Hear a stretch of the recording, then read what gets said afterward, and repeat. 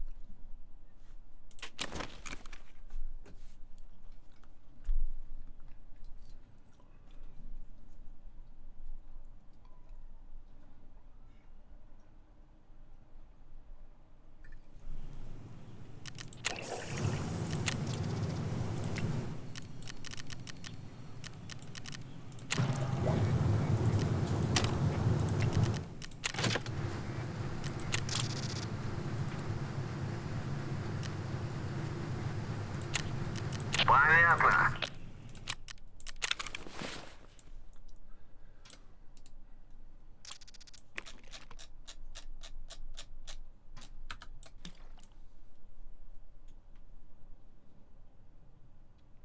That's quite cool.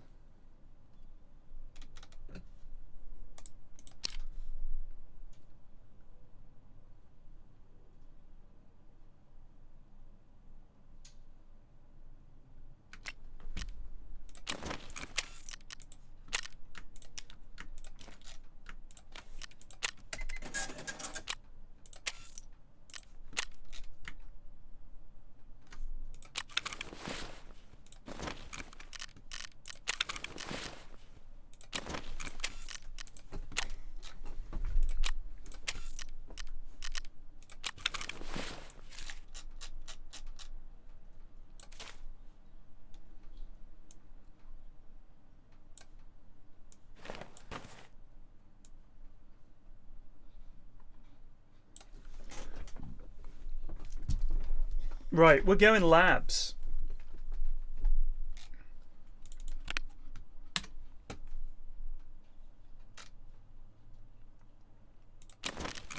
At some point.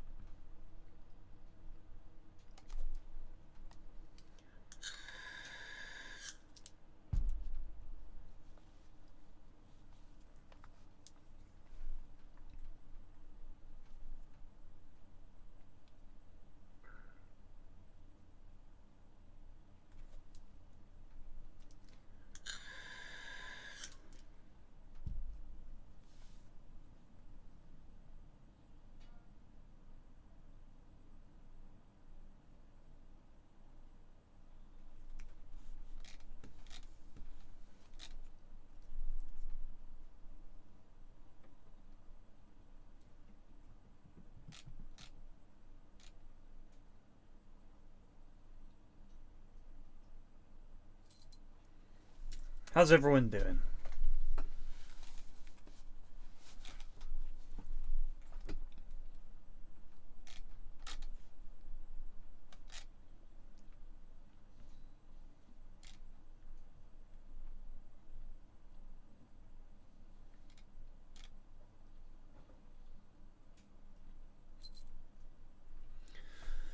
Lunch break.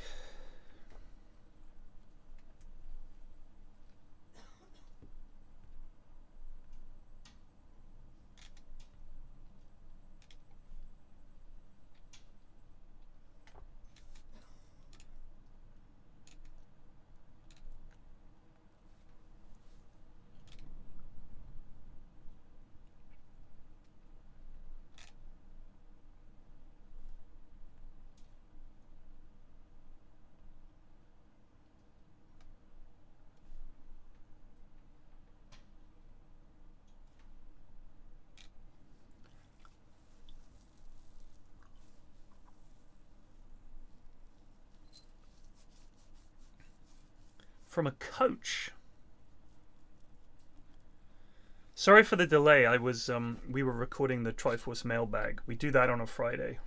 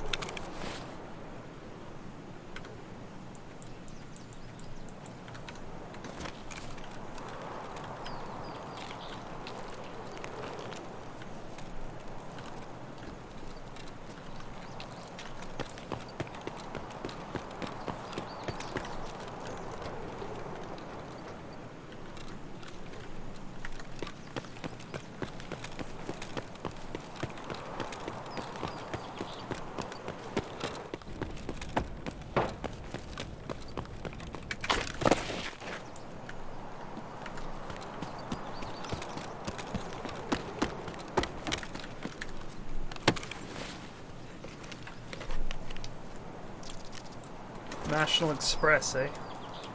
Just let me get some Hubba Bubba chewing gum on the go here.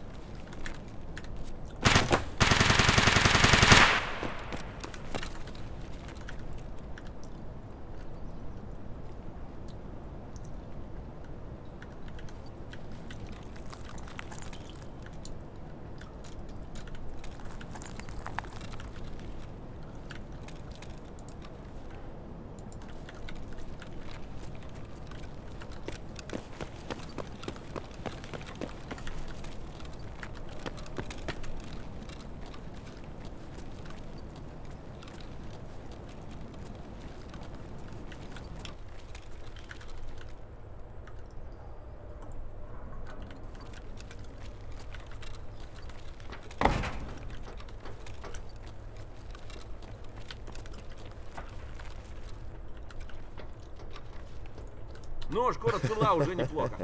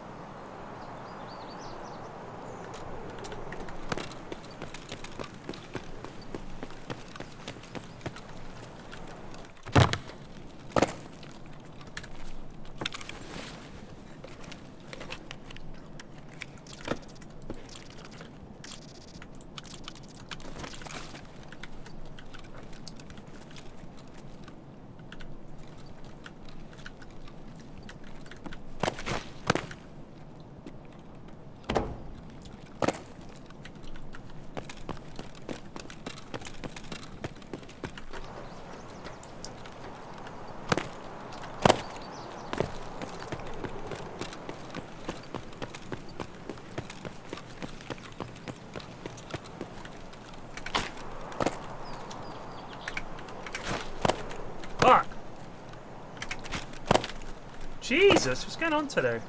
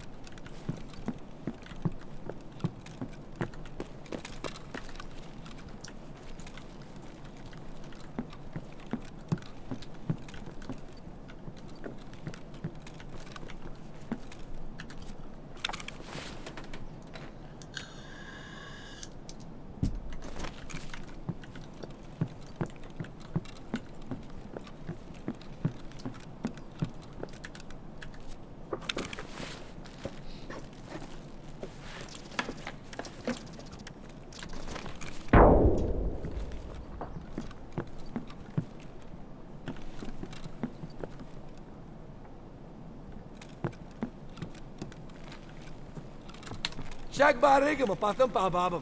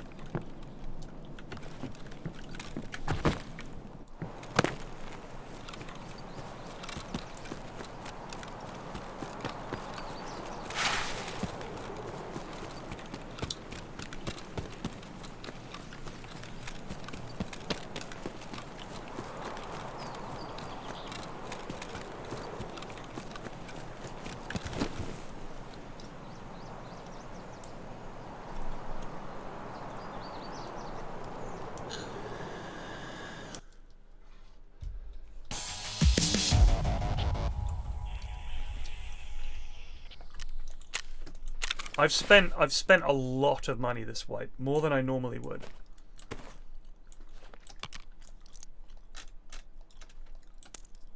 Like on hideout upgrades and running good gear. Still dying with it, but running it. Which are previous versions I definitely haven't.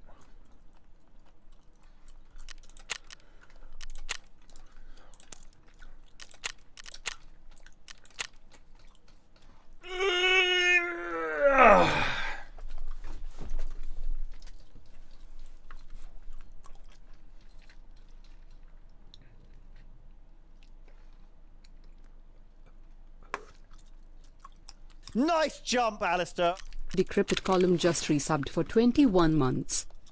Thank you.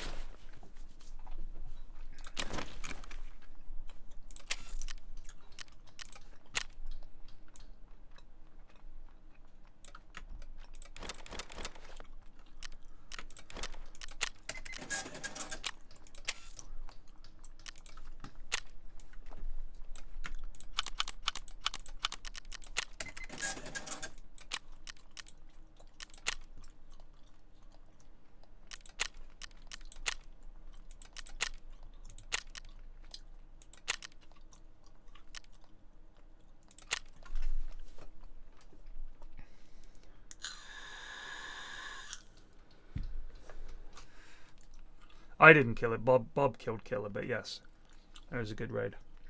Fun.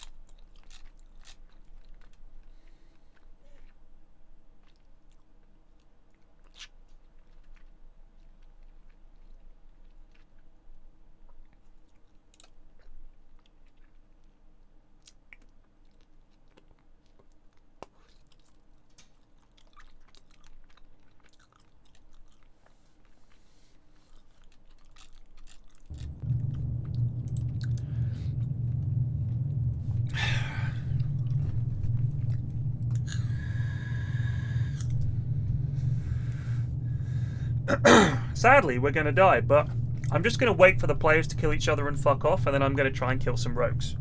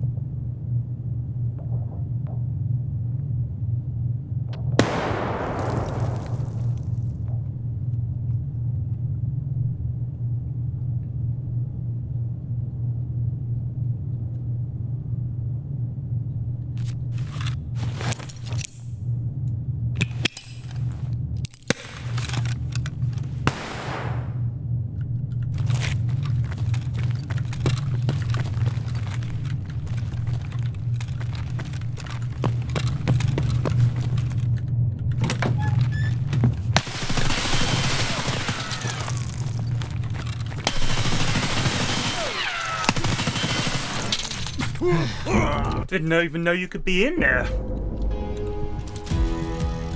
Should have just kept firing when I came around the corner. Damn, we shot him a lot as well.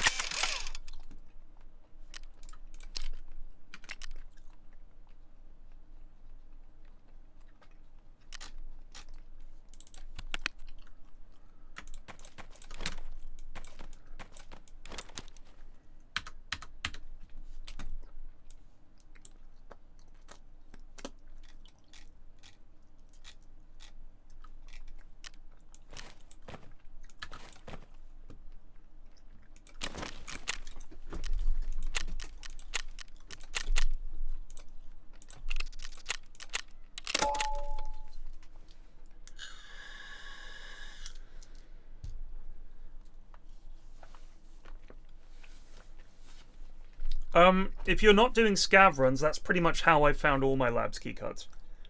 Do a scav run, spawn with a labs keycard, leave. But now, because I've got so many and you can't sell them on the market, I just hold on to them in case the lads want to do a labs raid or I need to do one for some reason. Heroes picked in less than 5 games from the Winter Tour Division 1. This is from Dat Dota. Alchemist, Ancient Apparition, Anti-Mage, Axe, Bounty, Bristle, Chen, Clinks, Elder Titan, Huskar, Jug, Meepo, Necro, Night Dude, Oracle, PA, Sand King, Shadow Shaman, Abaddon, Tinker, Warlock, Wyvern, Witch Doctor. That's a lot of heroes.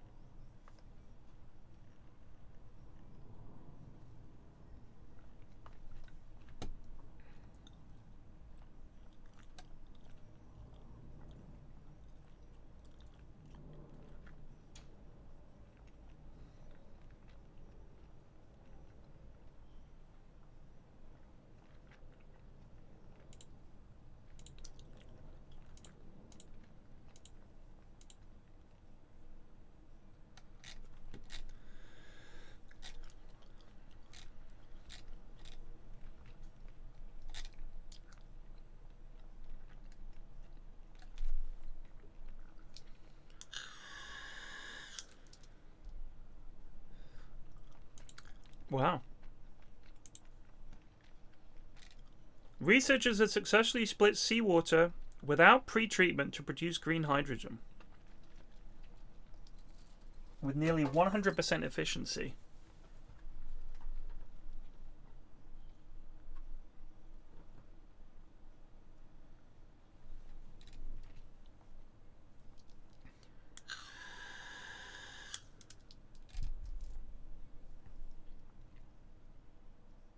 Seawater is an almost infinite resource, they say.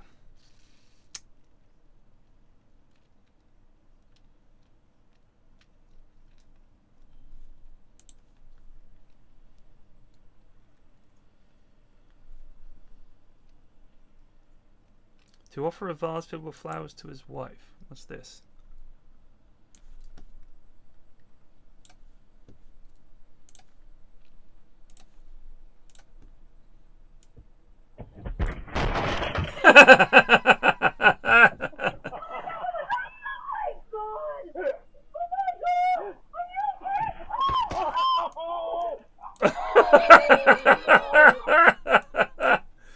That poor lad. At least he took it in good humour.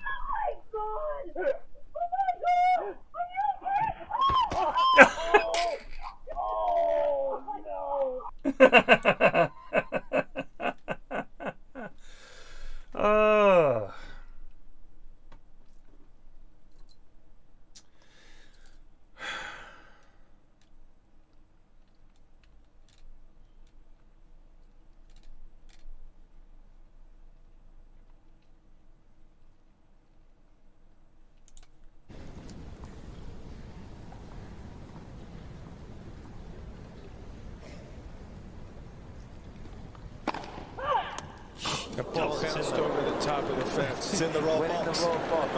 That's the first. Is that not Last common? one to get that close was Buster Mottram.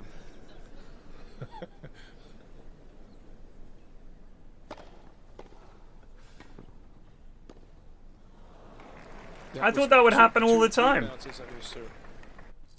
I saw that vid, man. You sent it to me. I just hate him so much. Paul F. Tompkins' impressions of Werner Herzog. Alright, I'll have a look. Hold on.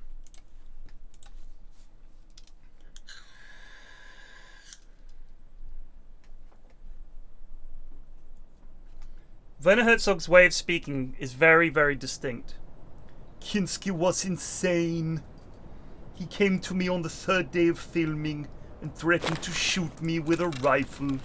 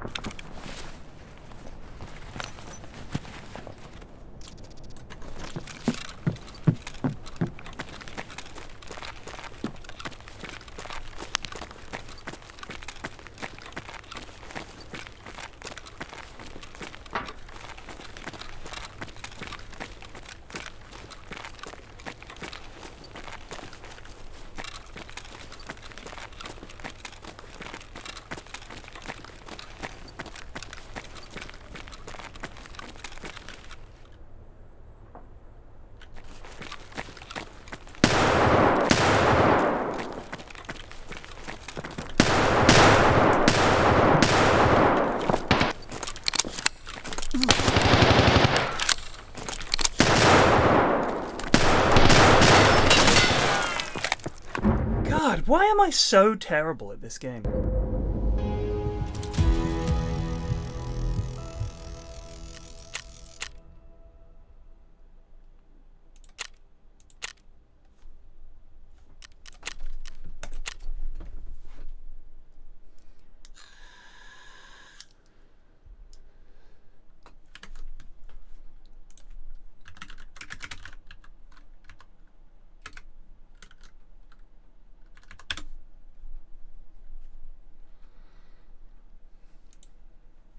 Your voice is part of the attraction. Yes, and you can tell.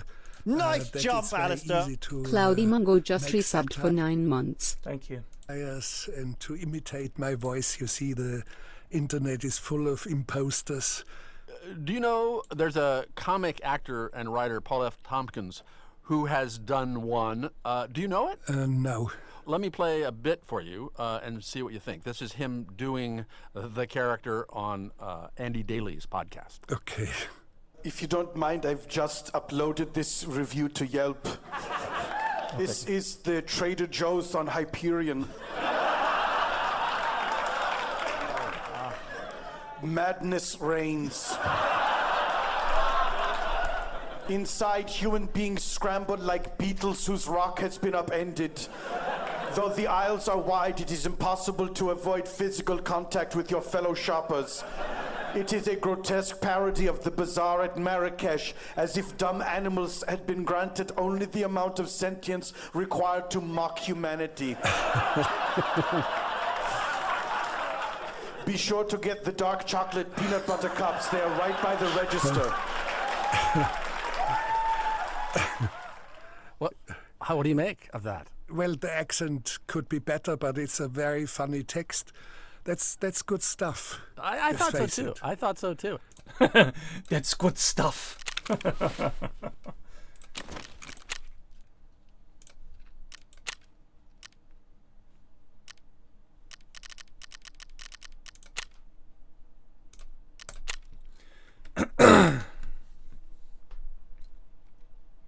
It's good stuff.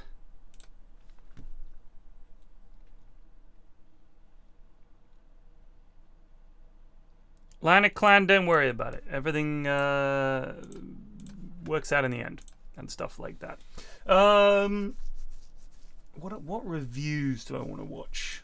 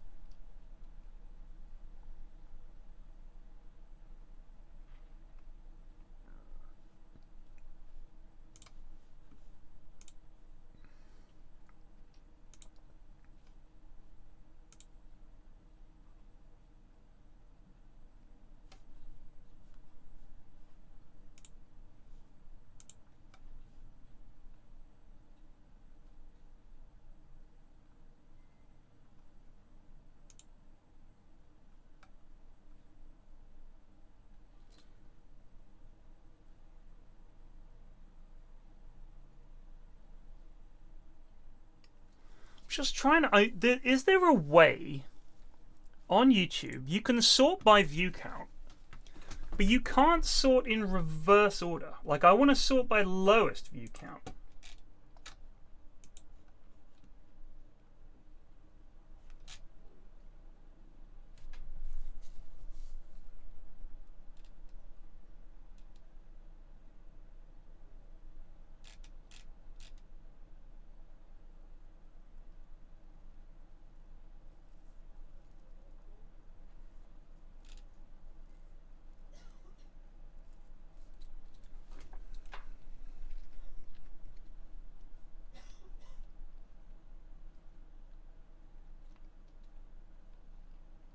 A loud earthquake alarm and an amber alert. Good God.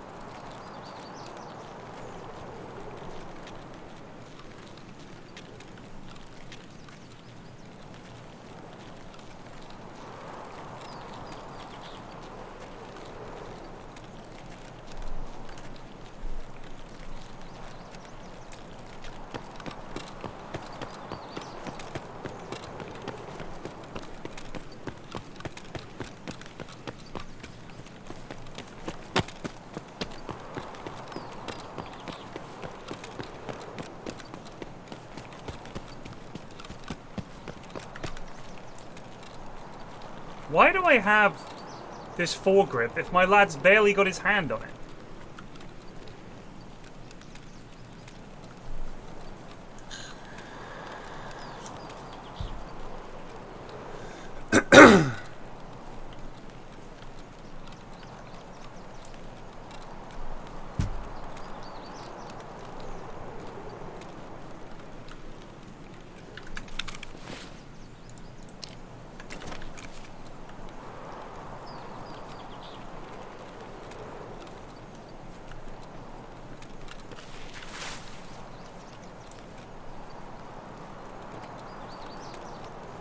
Sniper scav.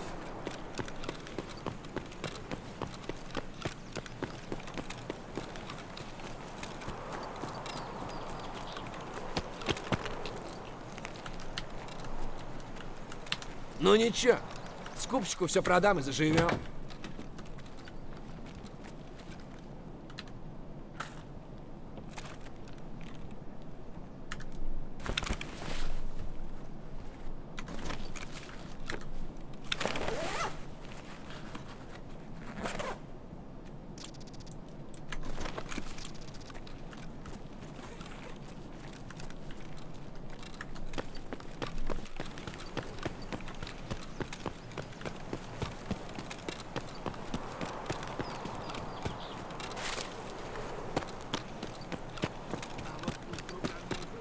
I sometimes wonder if, when you come in at like dawn, the players that would have been on the map were all lads doing quests and just running around when it's quiet, and you're less likely to bump into squads of players. And also they would have already left and shit.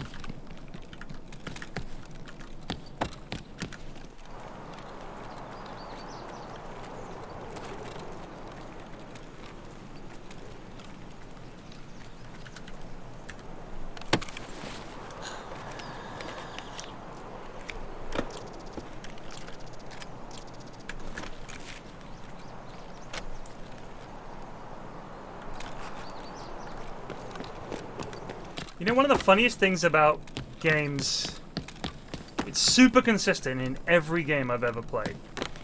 There will always be areas that are meant to have been like, oh, they fortified it with sandbags and shit like that. But if you ever actually try using a sandbag in a game, it's instant death. Because you have to stick your head up. Everybody knows where you are because you're normally on a roof. And you just get killed.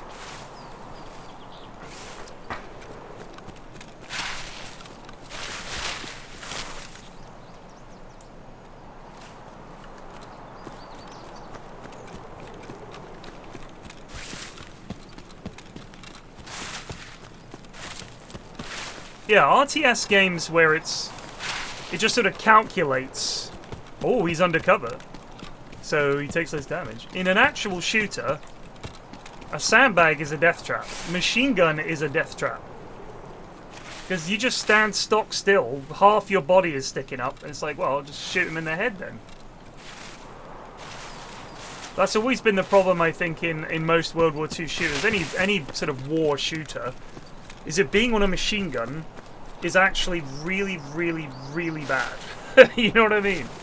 Some lad with a rifle just plinks you in the head.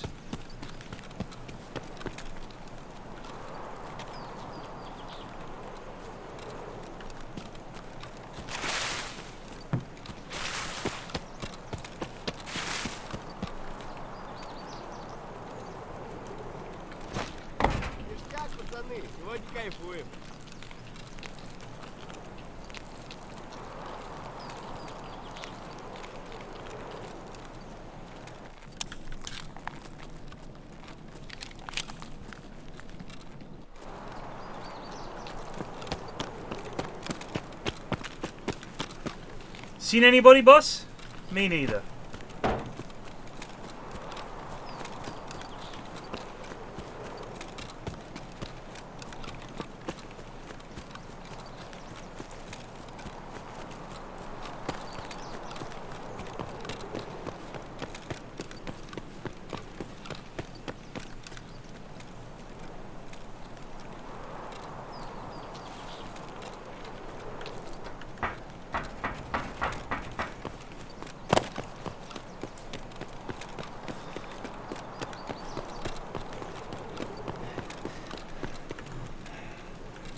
Could that be a player over there?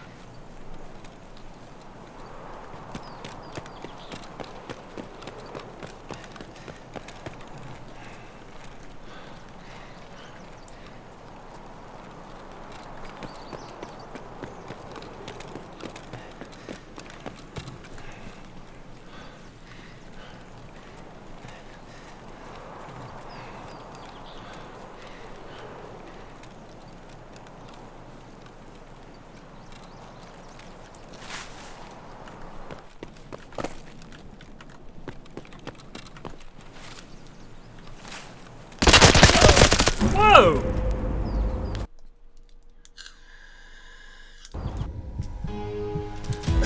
Why do I always give him the benefit of the doubt? I should have just shot him. I was convinced that was a scav. Did not look like a player.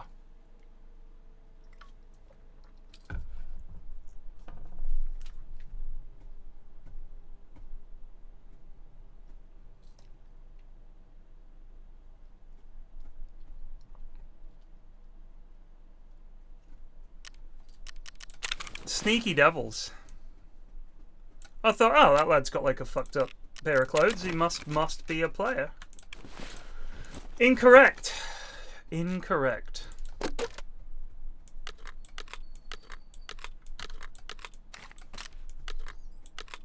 The MP7 mags are really expensive, so I'm holding on to those.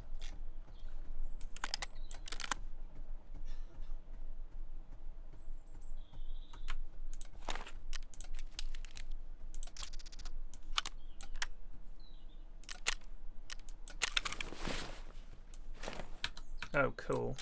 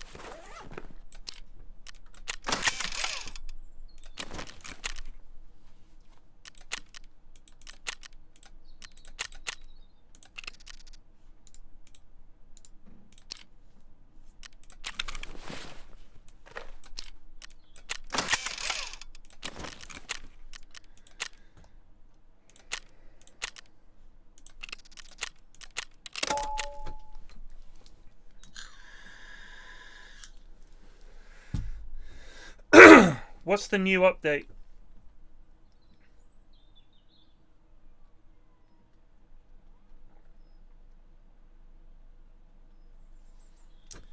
Well, I mean, given that my extract was right there, what I should have done was just shot that lad. And if he's a scav, so be it. He's got a big backpack. I take all his stuff, job done.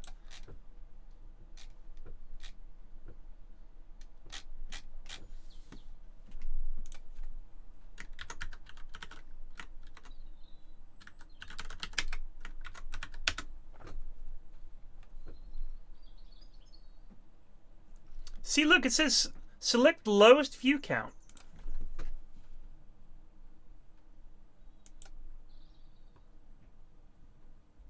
Where?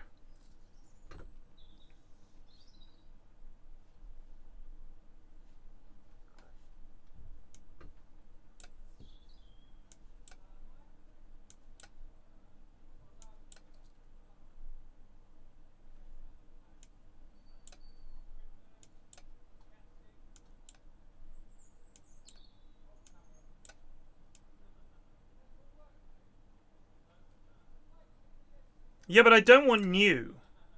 Because new could be by some big channel and it just came out.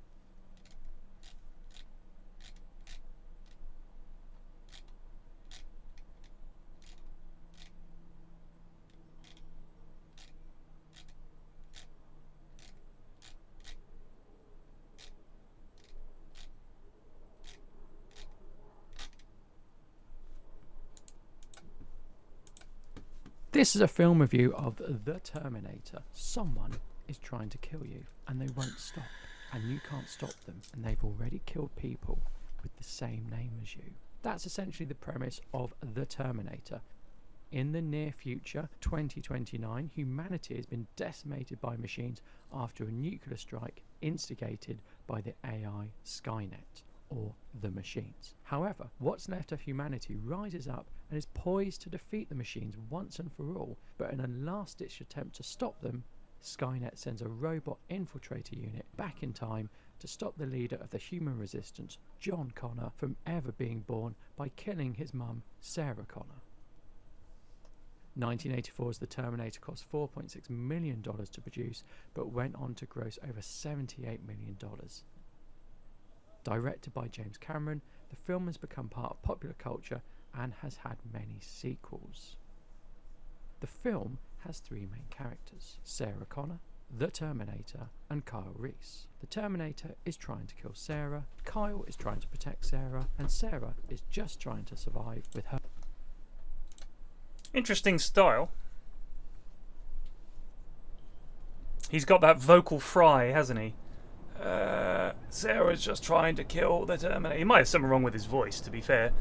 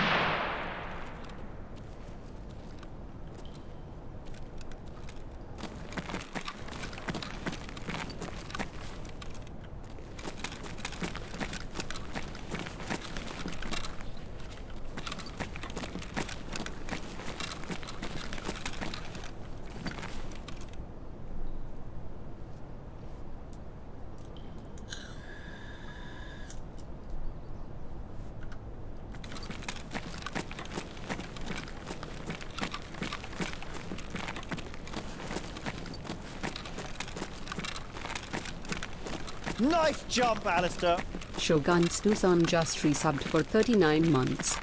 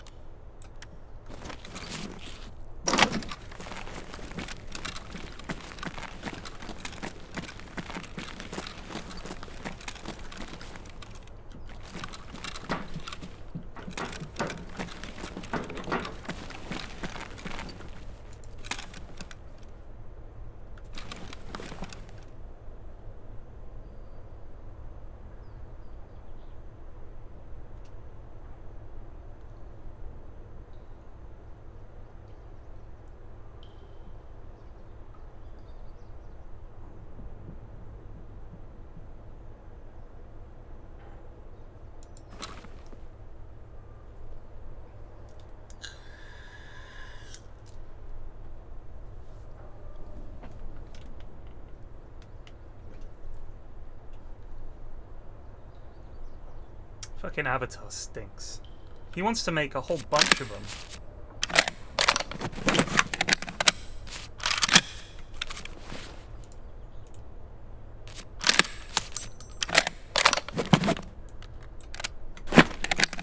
That was the wrong button.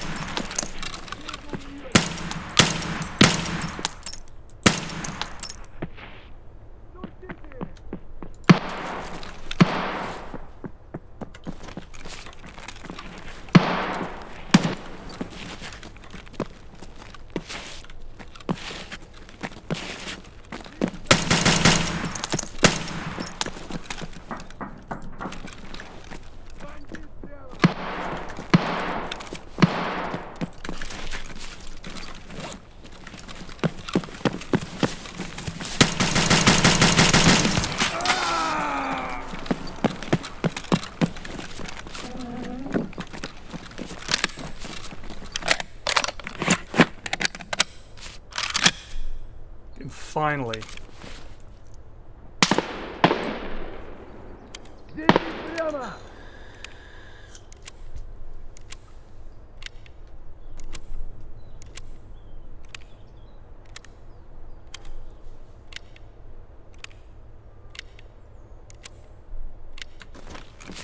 Прямо, дикий пидорас!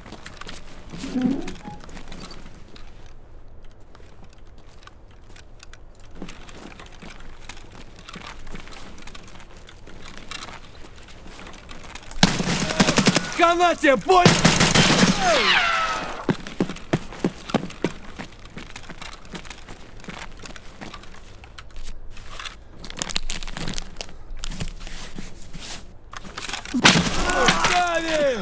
Я вас... Damn it! Well, we got our quest done. He pushed me. I didn't even hear him coming. The old silence fucking raider. God, we got one of those players too. Damn it. Damn it. God, that's annoying.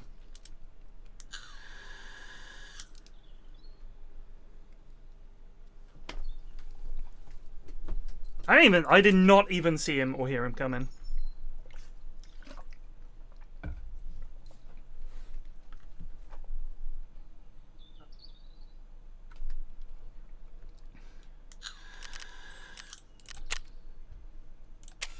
But thank Christ.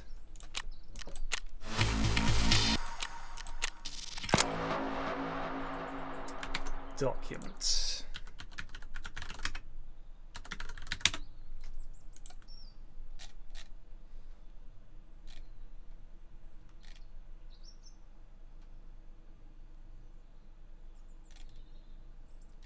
Oh, I think I know this one.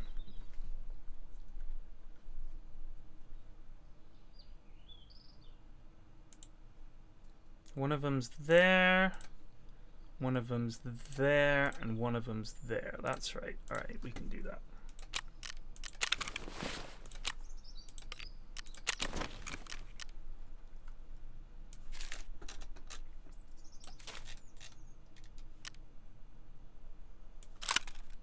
We'll tart this gun up and take it in since we just got it. I quite like PS ammo. It's not amazing, but it's decent. It does decent damage.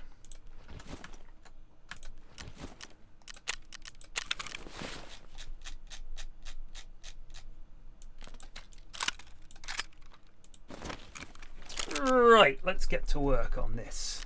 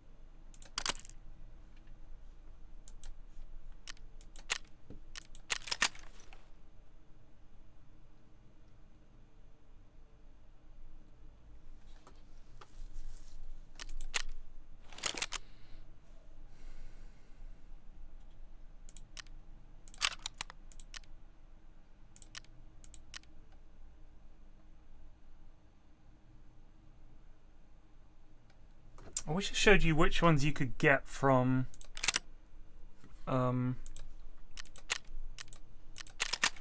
traders. So the Troy full-length railguard, can't get that.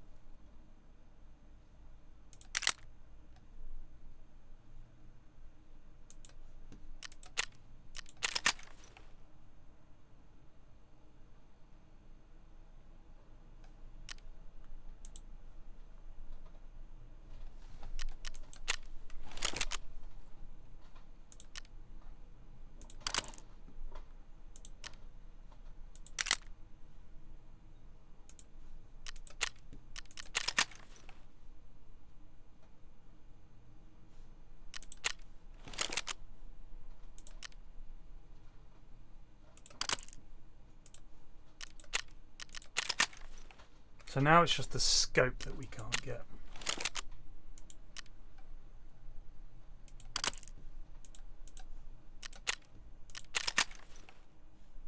Can't get a val date from them either, eh?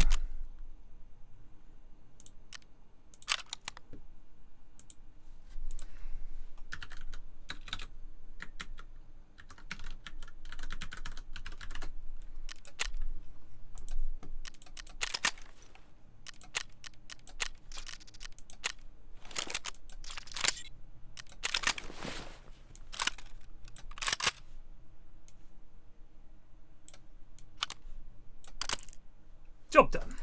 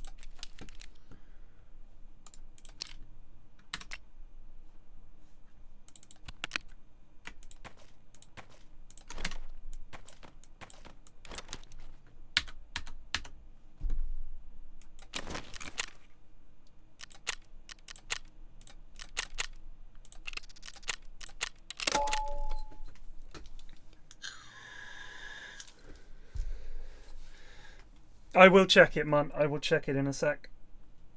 The way everyone thinks this is going to be a serious message. Oh, why? Why? What's the PSA? What?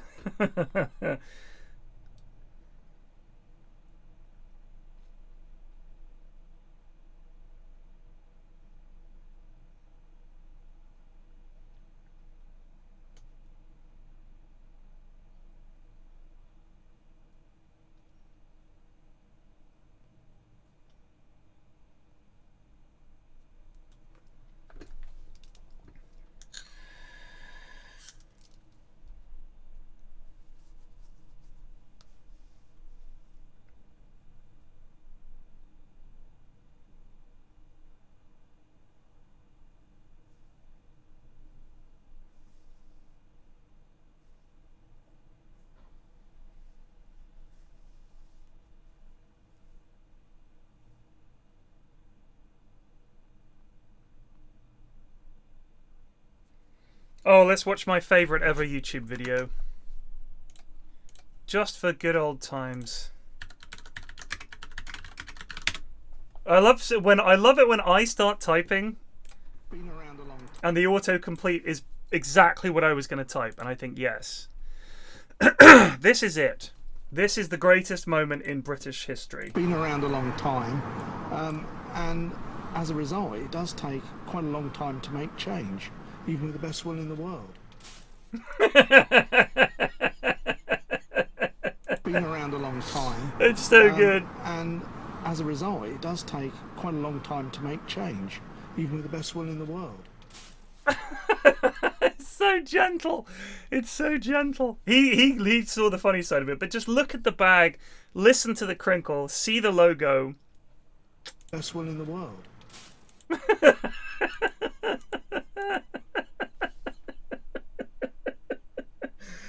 He's got no idea this is coming. It's only when it touches his face that there's any reaction. It's just so good. Best will in the world. Oh, it's just... I could watch that forever.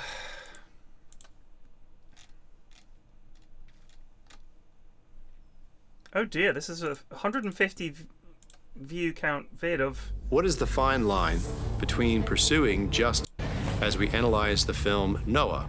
Uh-oh. The major conflict and crux of the movie becomes Noah's perception of what God's will is. Would only be to destroy. Called finding a balance between justice and mercy.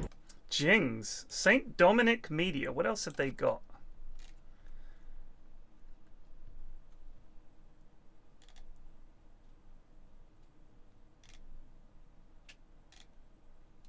The Satanic Mockery of Order. But another principle of Satanism is not just the rejection of the order, but oftentimes the inversion. The cross will be inverted. And then you just take this popularly understood symbol or sign, you invert it through cynicism and through mistrust, and then you criticize it in a sarcastic, funny, prideful, jeering way, which is why, like most like modern day, where we'll find in society today, like where you'll find a manifestation of something which looks disturbingly satanic, is in the mockery, the jeering, the sacrilege of various different articles or of objects or of ideas where people will make fun. And that's kind of like the whole point of Satanism to a certain extent, is the joke. Making a joke of reality, making a joke of the common family, making a joke of religion, making a joke of philosophy, making a joke that everything you do. And the problem is with Satanism, there's always a hint of truth. Yes. It's always the distortion. There's a sliver of truth, which is why like people are like, well, that's partially true, like what they're saying. Like some priests are disgusting, like, and some family units are broken. You're like, you can't tell that person that their perspective is not right. In that rejection, in that inversion of especially natural patterns of order, you'll find like the manifestation of, are we seeing the ultimate rebel who wants to create his own reality? Interesting. I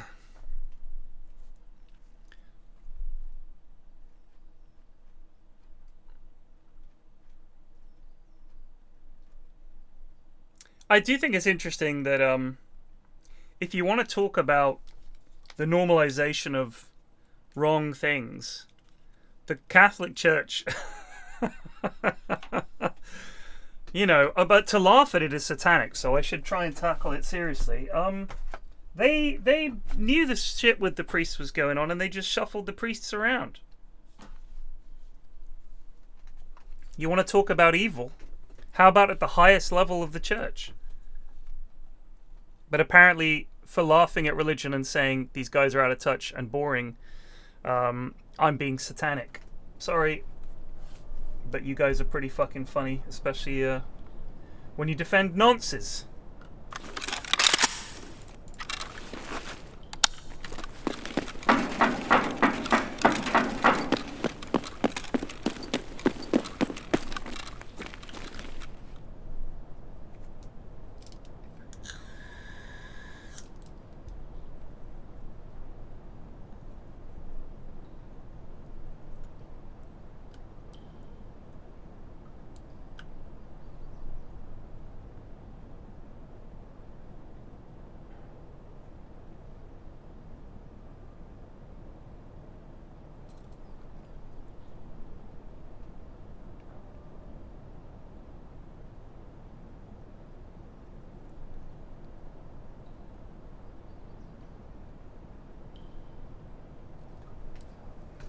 I mean, I don't think that Satanists, like the Church of Satan and all this, actually thinks... I genuinely can't believe that they actually think that Satan is in charge of things and all the rest of it. I think most of them just hate the fucking church.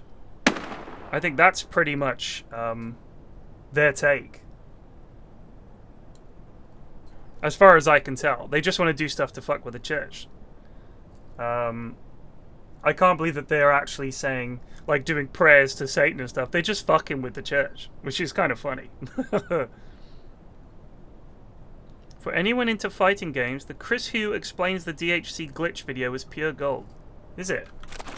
Sounds amazingly boring, but I believe you.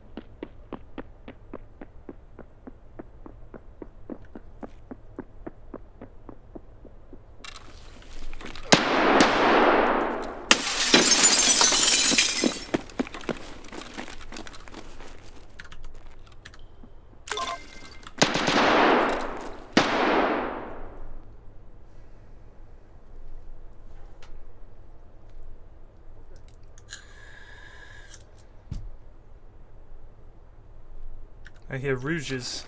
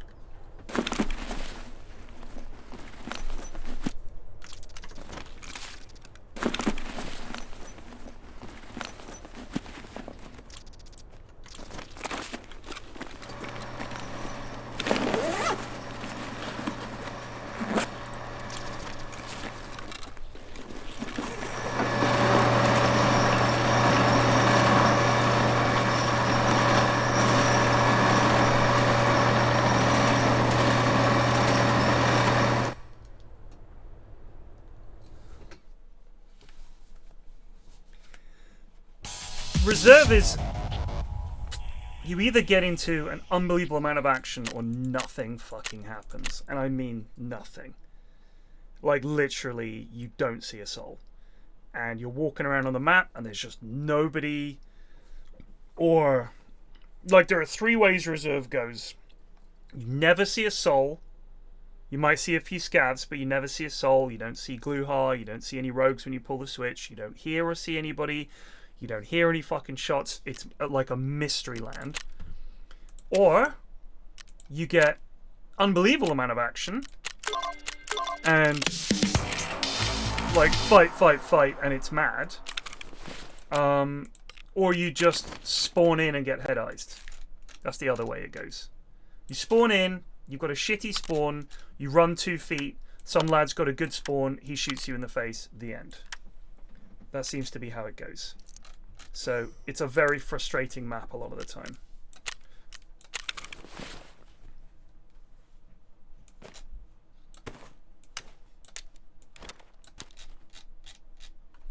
I mean, we got like nothing out of that, right? Like nothing.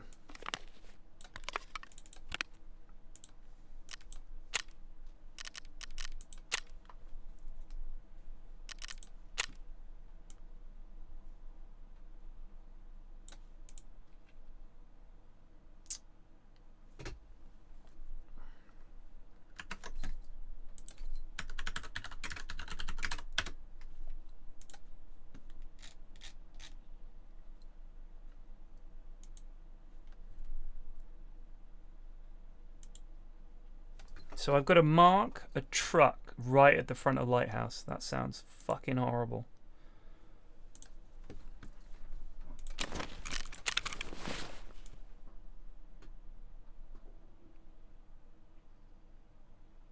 Thing is, I do just have to mark it. Oh, let's check the... I don't see a message from... Oh, here we go. The DFS sale is now on, with 50% off all of PFlax's insured items. We literally had 3 warehouses filled to the absolute brim with guns, armor, and loot, and most of them are in absolute mint condition.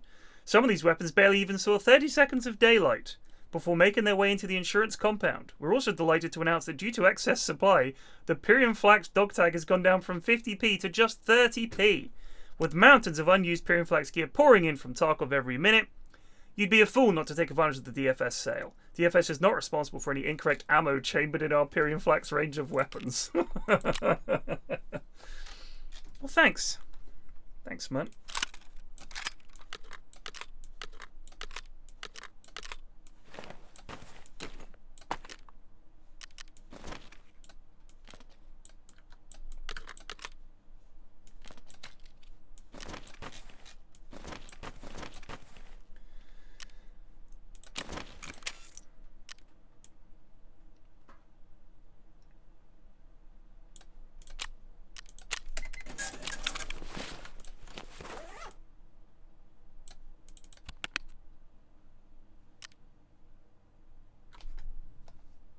I'll take this M9A3.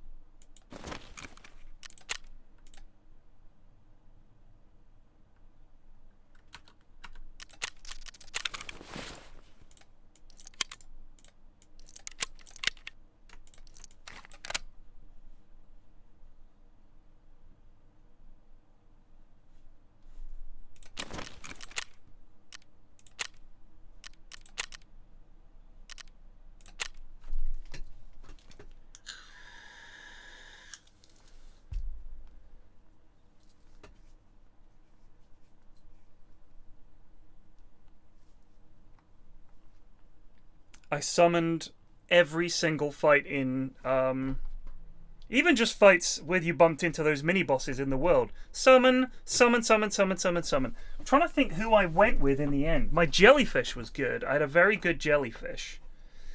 I I had the skeleton lads with the spears. They were quite good.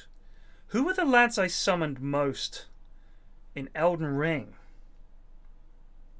The jellyfish was good because he hit from far away. I'm trying to think who... Can anyone remember? This was like 2 years ago or whatever. I'm just trying to think who my #1 summons were that I used like every time and put all my spirits into them to max them. Let me see what the... I think I'll remember. Elden Ring summons. Spirit Ashes, that's right. Skeletal Militia were okay.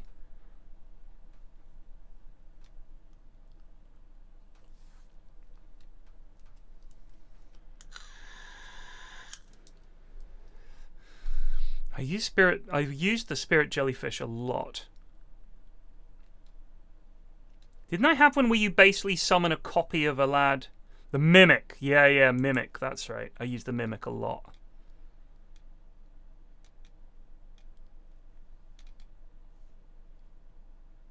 That was before they nerfed it a bit because it was very strong.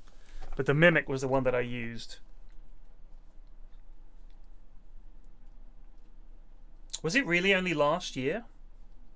Damn.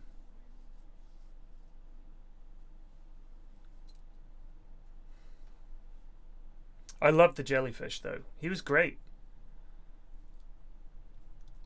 Oh, so, alright, a year. Almost exactly. God damn. Feels like a very long time ago.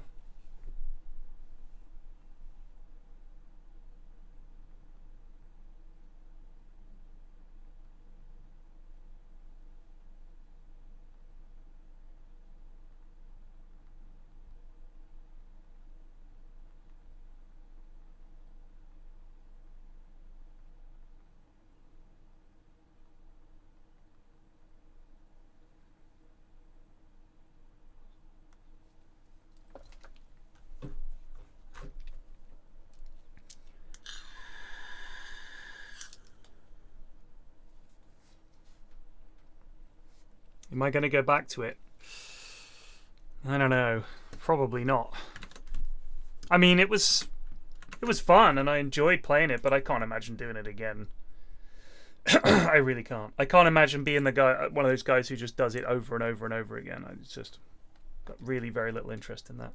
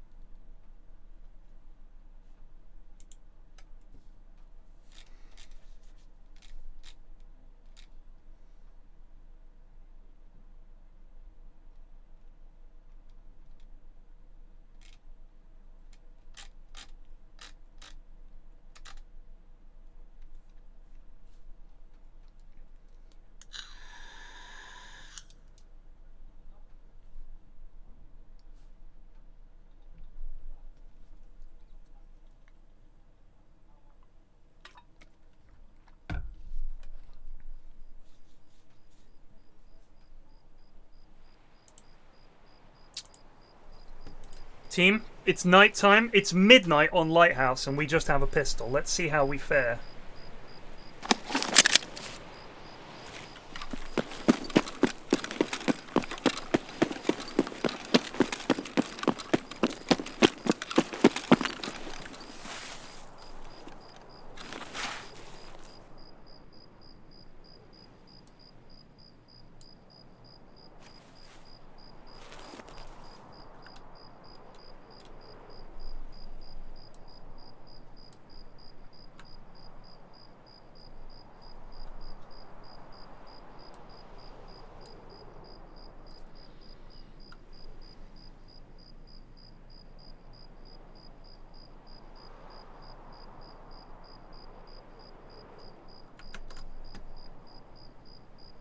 That was last wipe, I think.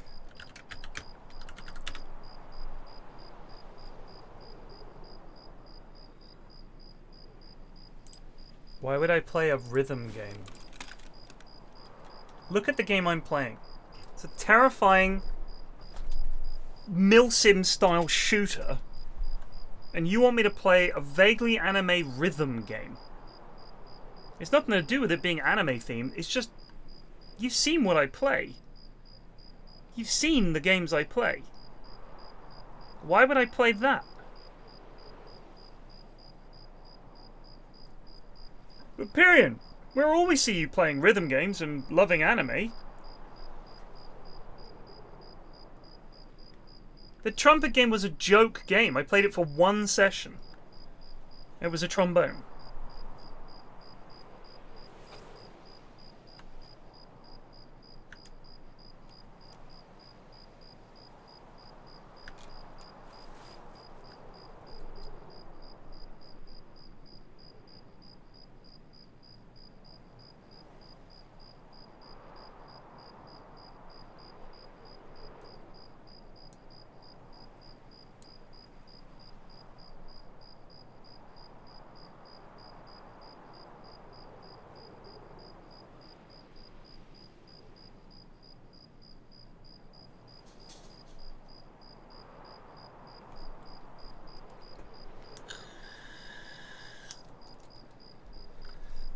Not even a question of hardcore. Just look at the games. It's like Dota, Tarkov, Football Manager, and then like 4X games like Stellaris and Civ and shit like that. And like strategy games.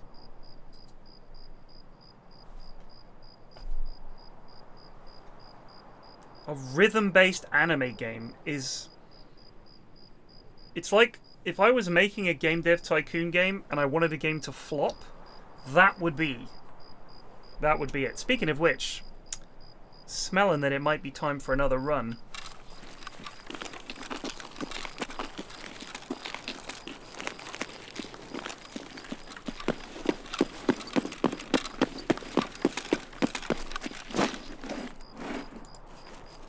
Did you guys see that?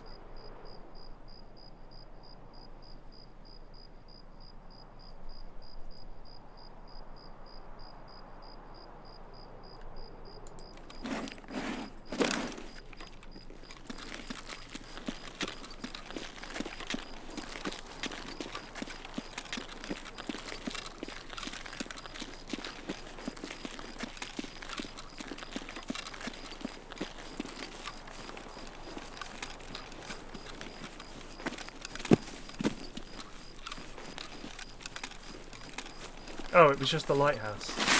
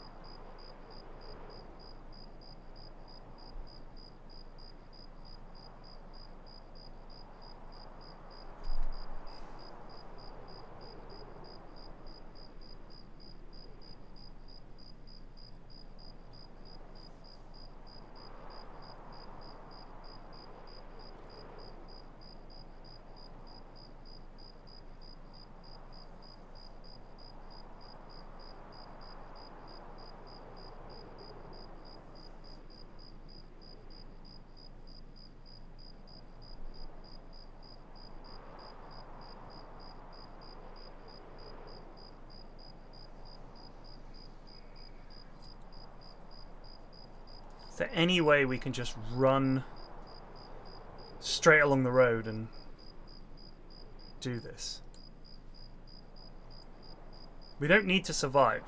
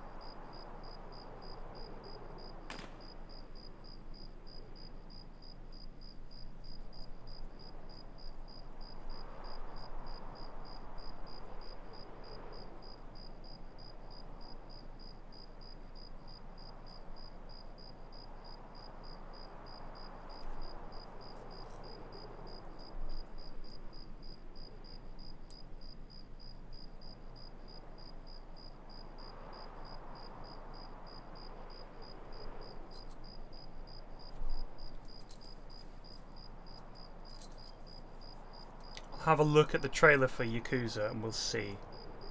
But I doubt it.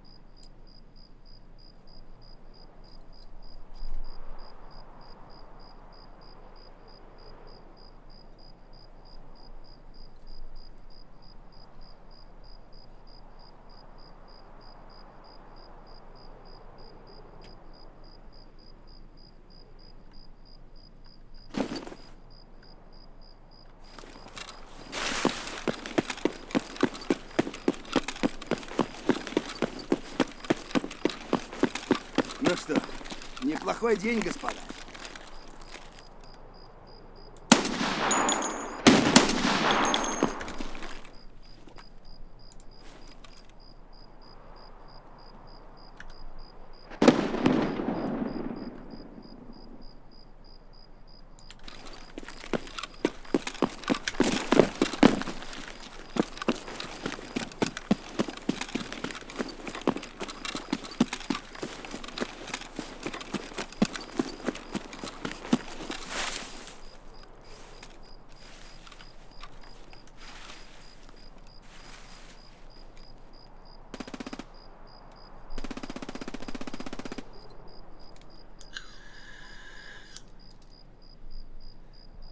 Midnight Suns doesn't really look like my cup of tea.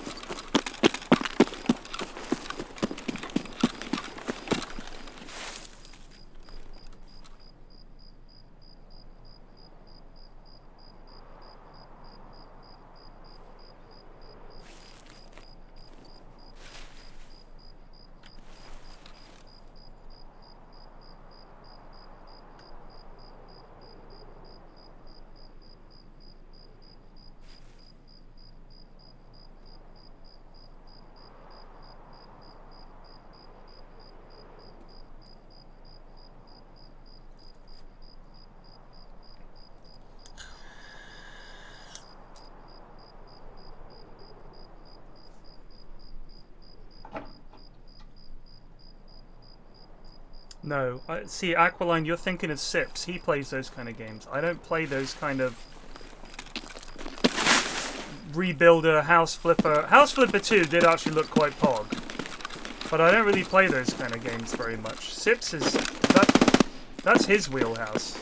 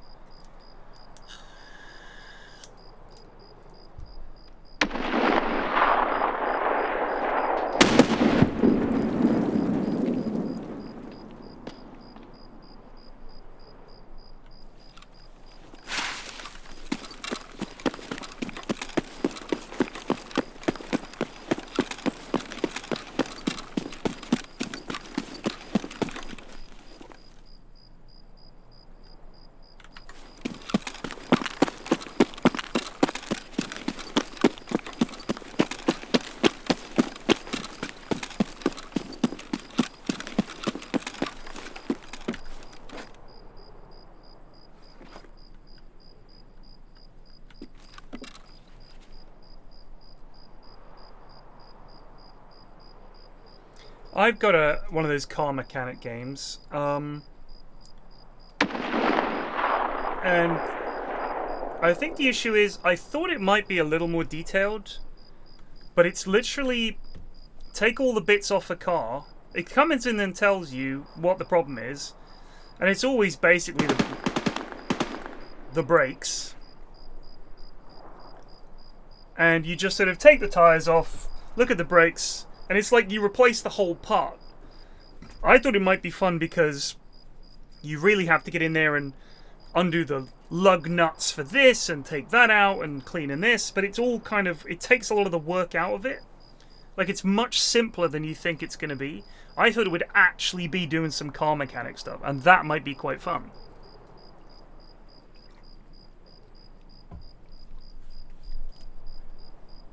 But like cleaning stuff is just a matter of going enough times and it's done. Just kind of boring.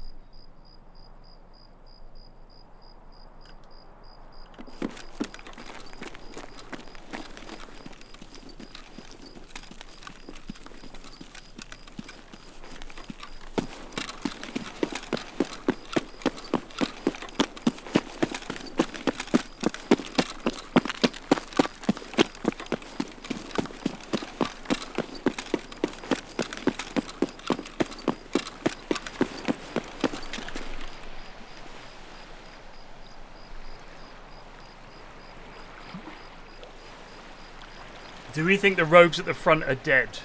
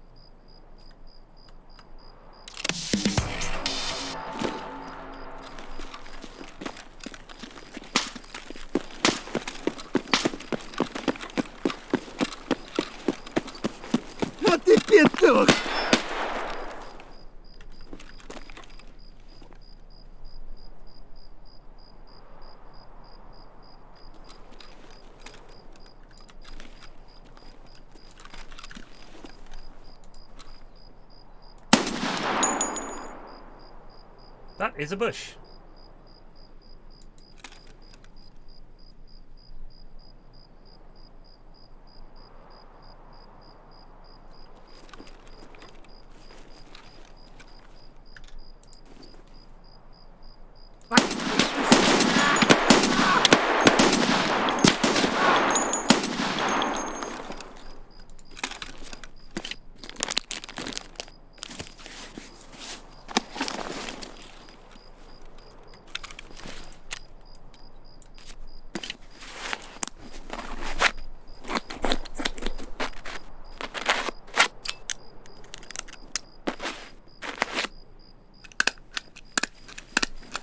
Ну что, неплохой день, господа.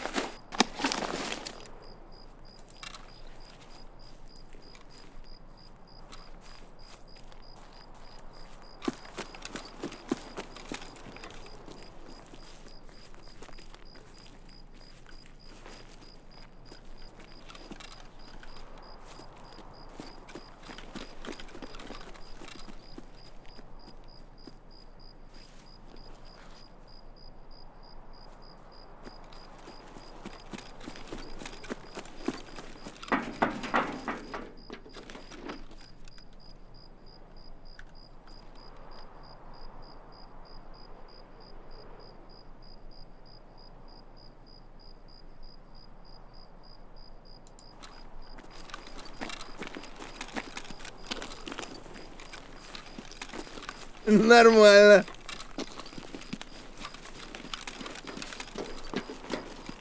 Сдохни, тварь!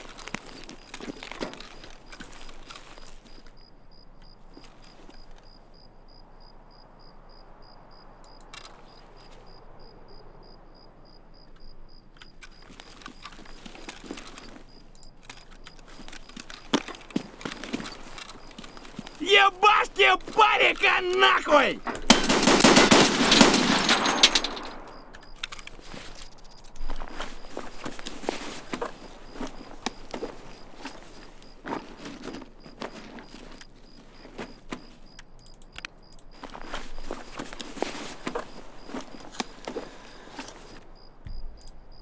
I don't want any of those things.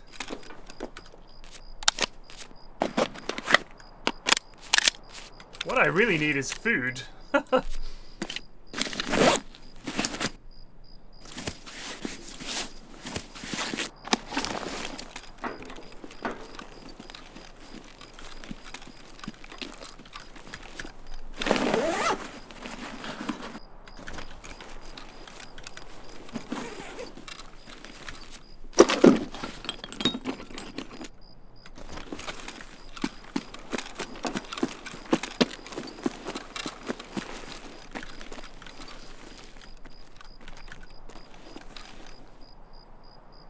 Where'd that lad I killed go? He was right here. Nice jump, Alistair!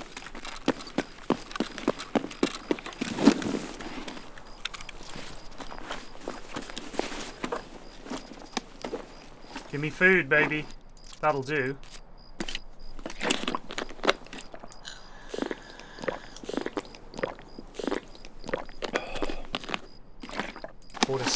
Bought us a little time.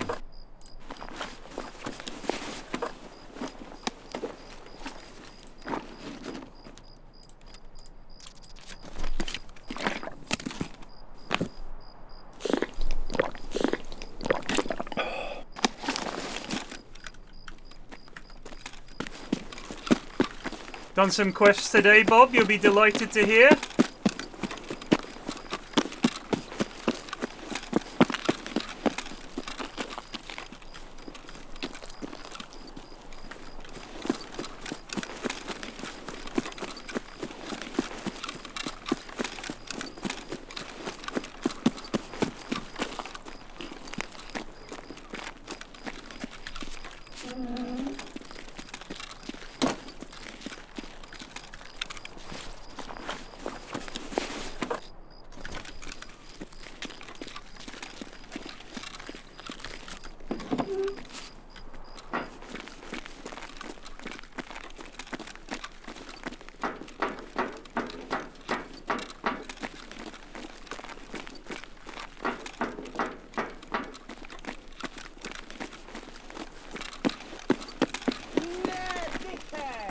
Anonymous just gifted 12 subs. Thank you.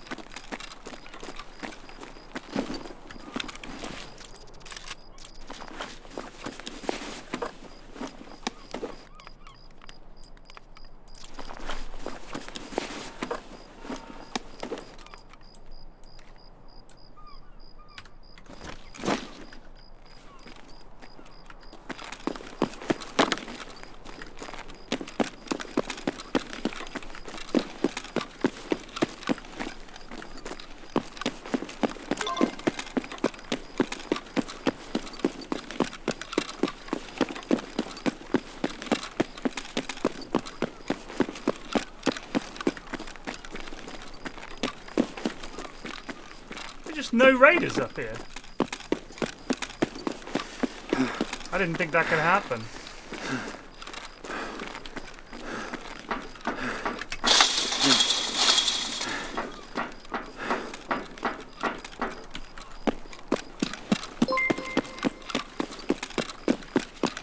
Pumper Jumper raided with 11 viewers. Thank you.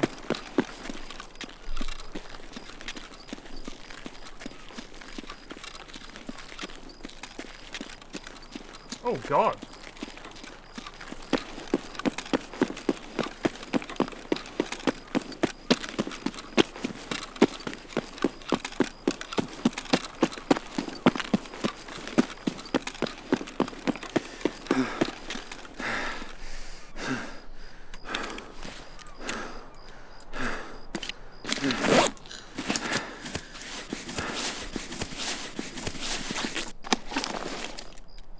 Thanks, Dot. I haven't really played much Tarkov, so thanks.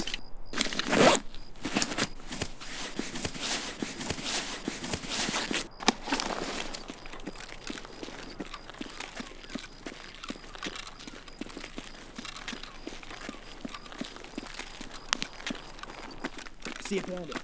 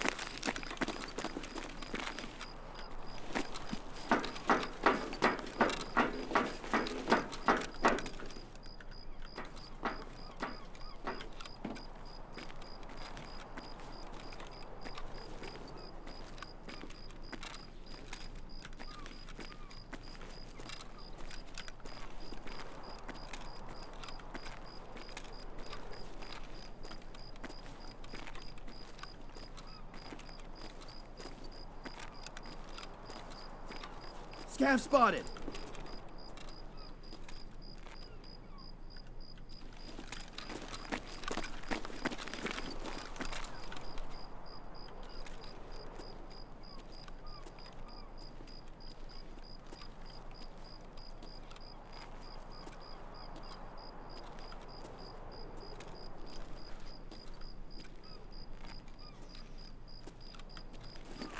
Scav over there.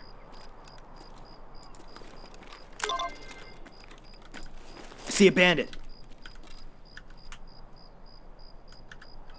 Locals arrived.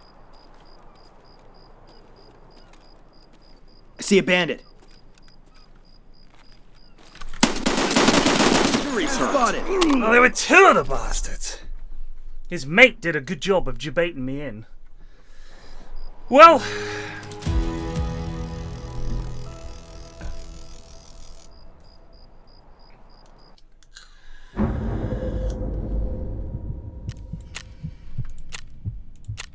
did our quest.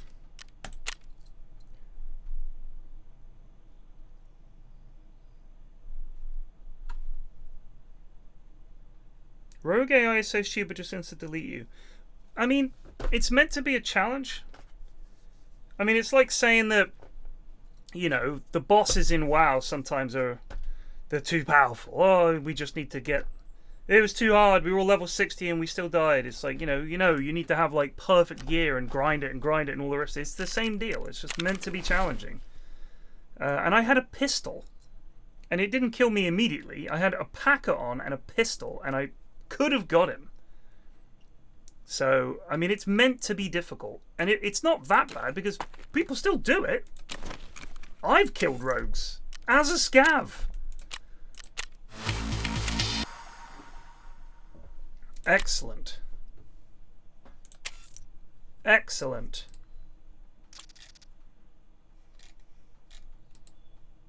Excellent. Christ.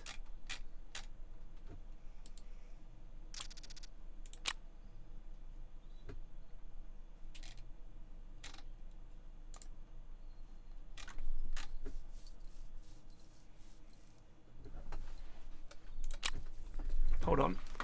I'll be back. I'm going to get some water. You right there?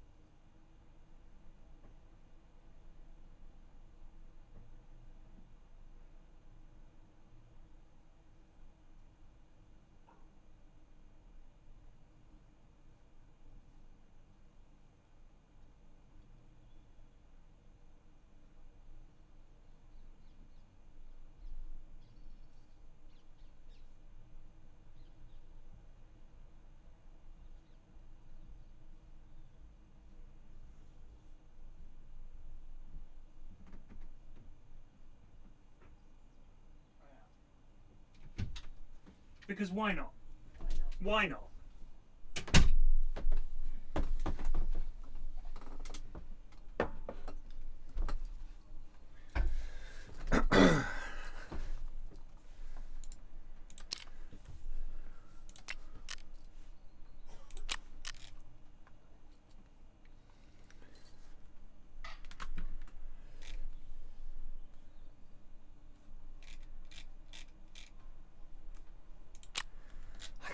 Believe how expensive this is.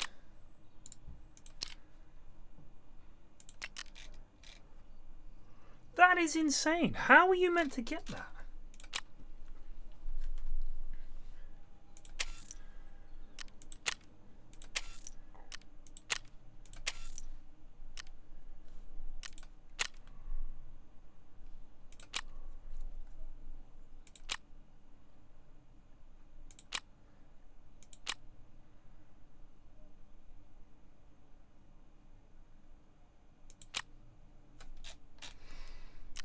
Getting skier to max level is going to be tough.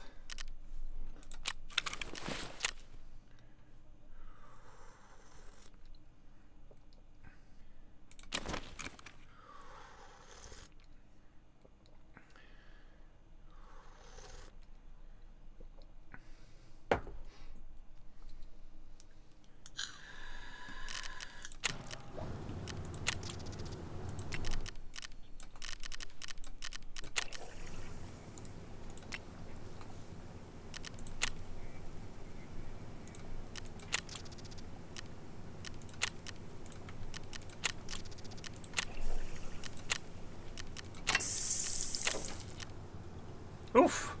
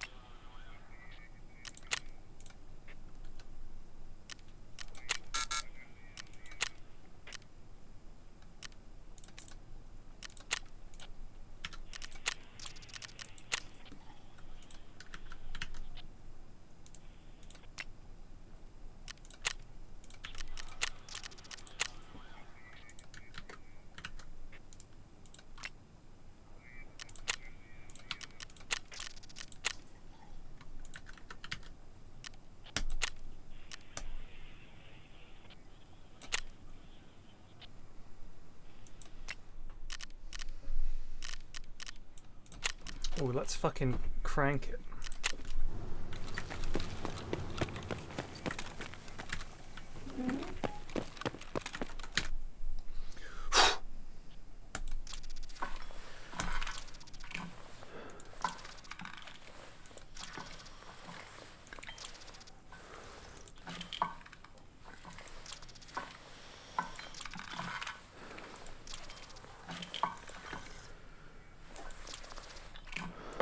I'm gonna snap something. Very hard.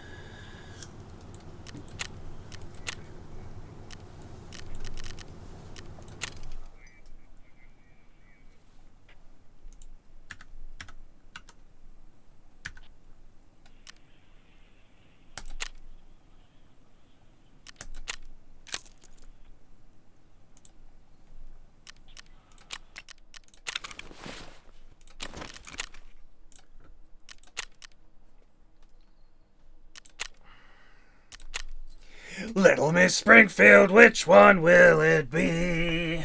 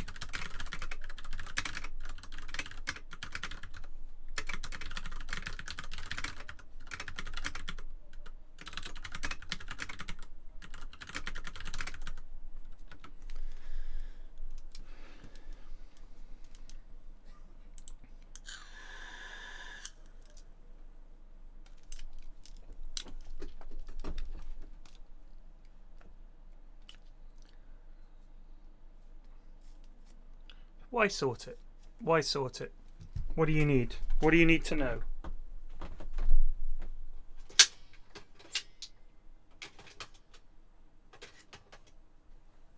When you go to build a thing, it auto grabs it from your stash. I sold a bunch of crap I didn't need anymore that was just hideout stuff.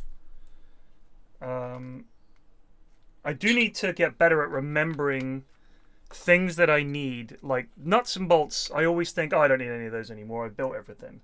But you need quite a few of them for crafts. And then all the various things that you need for making stuff like lead X's and stuff. Like, it's just so expensive. So expensive.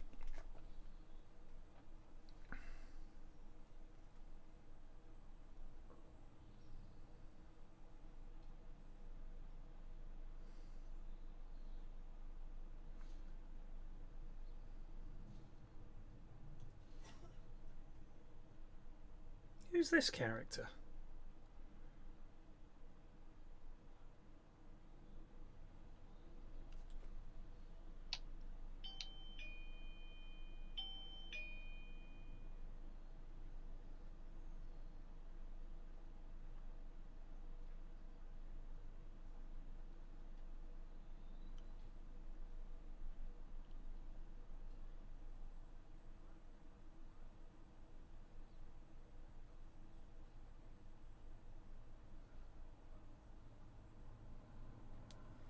Huh.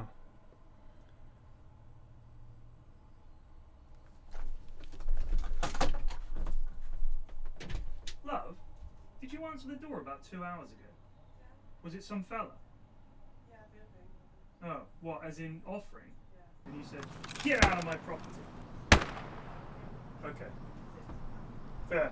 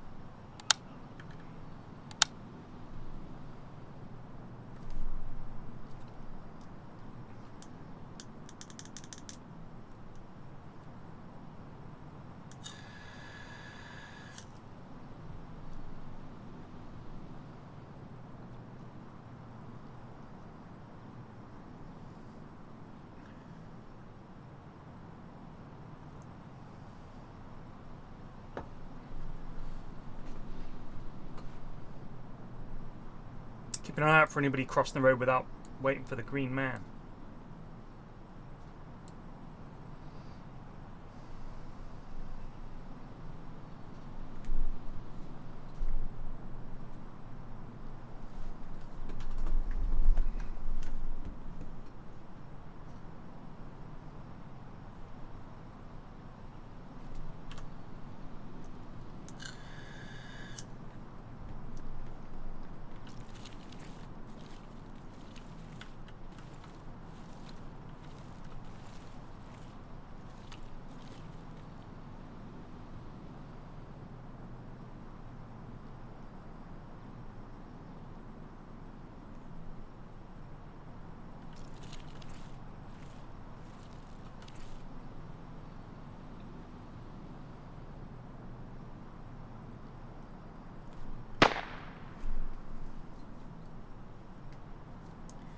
All the losers in her wake, aye, the income she will make. T is for her tooth-filled mouth.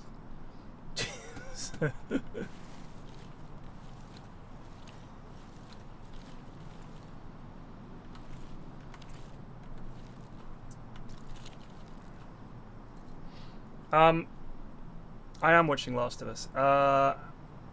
I saw the backlash against the most recent episode, which I thought was a really good episode.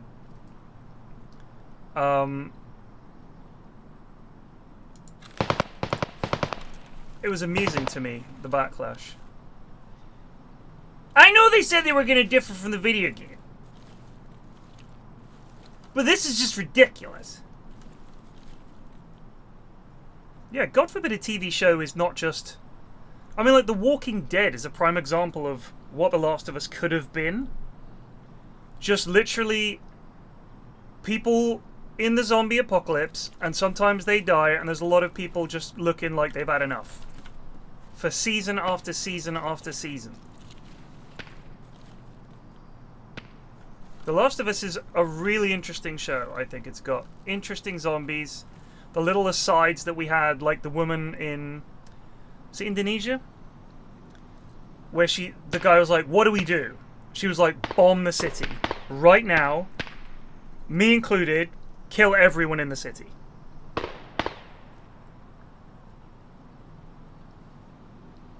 It was terrifying, right?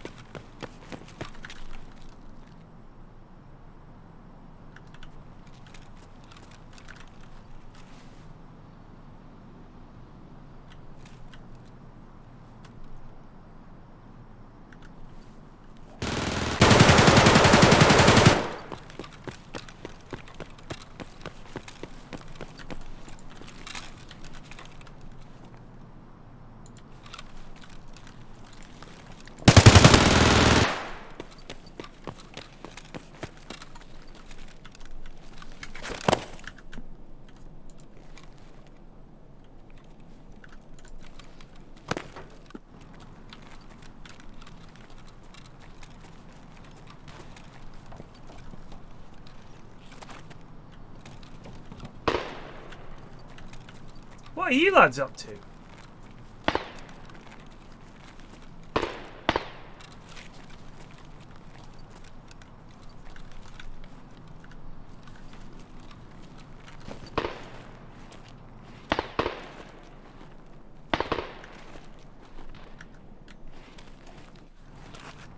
How do you get in there?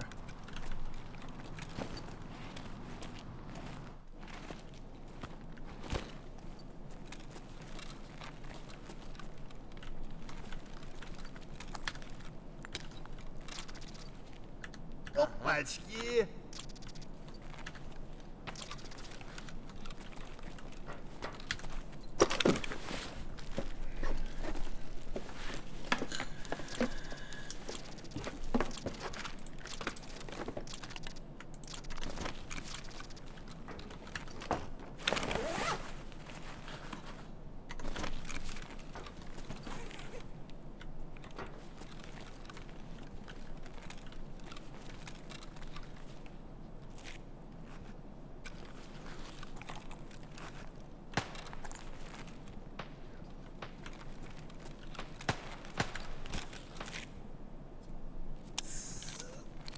Ёбра, блин, все отбили.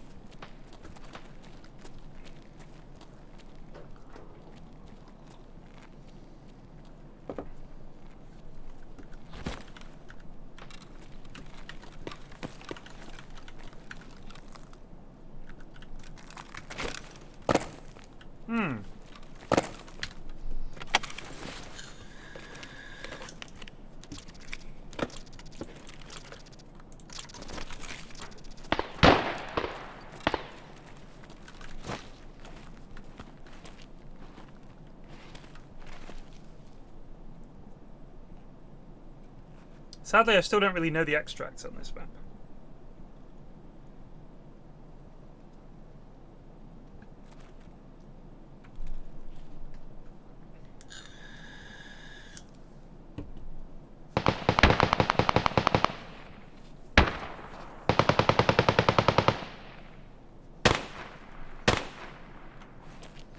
I don't know what all those super high velocity or high rate of fire weapons blazing away were.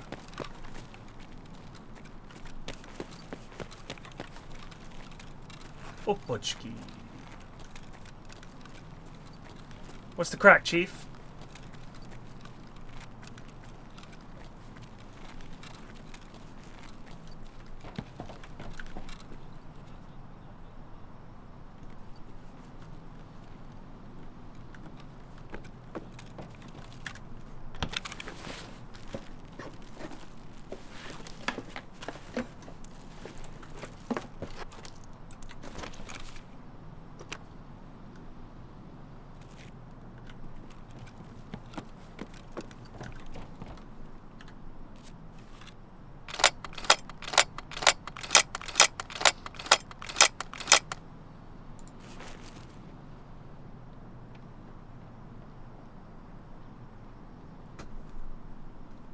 Now, is that a scav or a lad?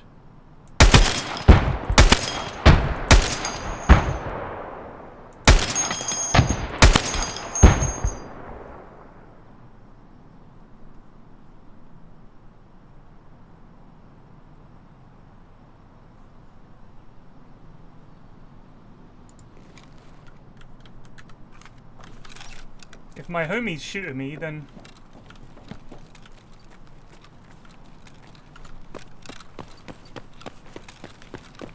If I've done wrong, judge me now, chums. Where's the judging crew?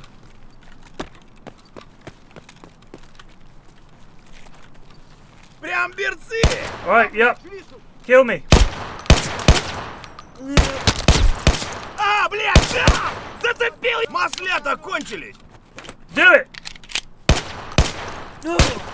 Стопудово попал! Готов, хватит!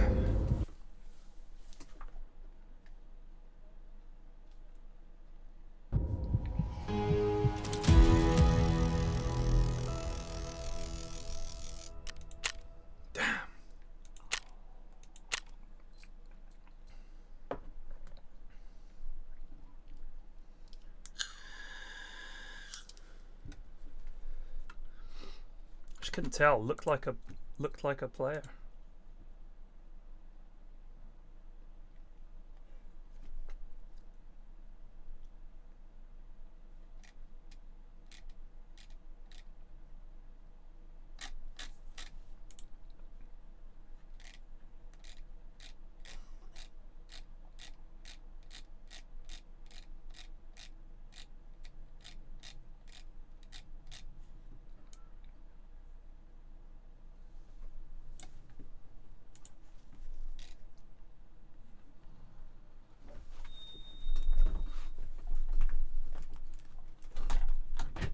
That's very nice.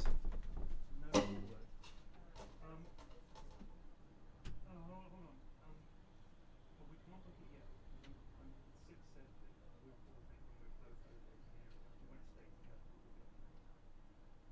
Because I thought, Lottie and his eldest. Yeah. I'll tell him these are the dates. He's got 3 kids a week, things like that. But I said, once we're let's stay close. I don't want to get too close to you.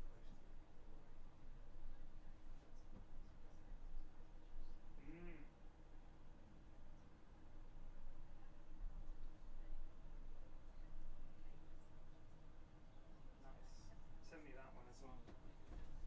If you've got specific dates in mind, can you just give me the dates? And then... Okay.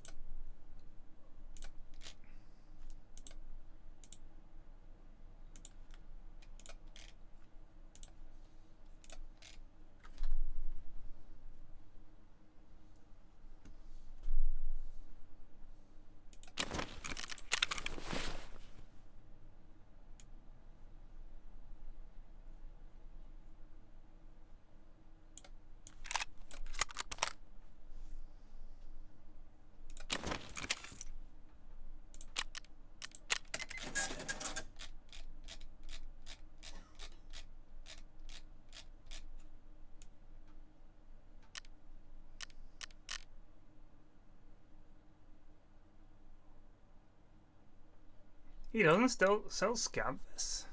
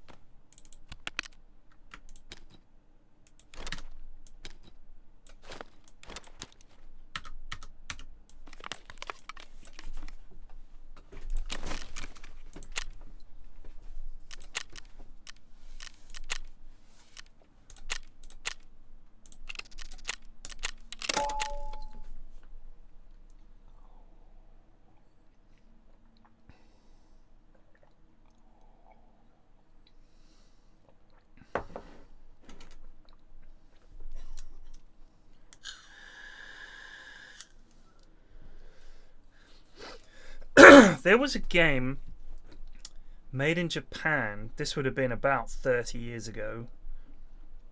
And the controller for it was enormous. It might have been Armored Core. Mech game, huge controller. Let's see if I can find this. Was it Steel Battalion?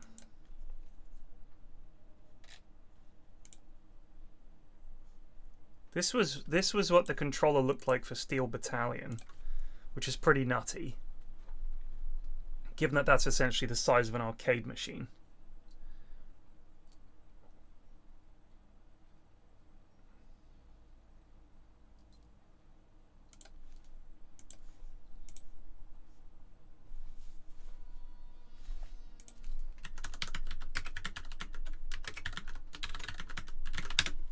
Let's see what it looked like. This is from 2002, so 20 years ago.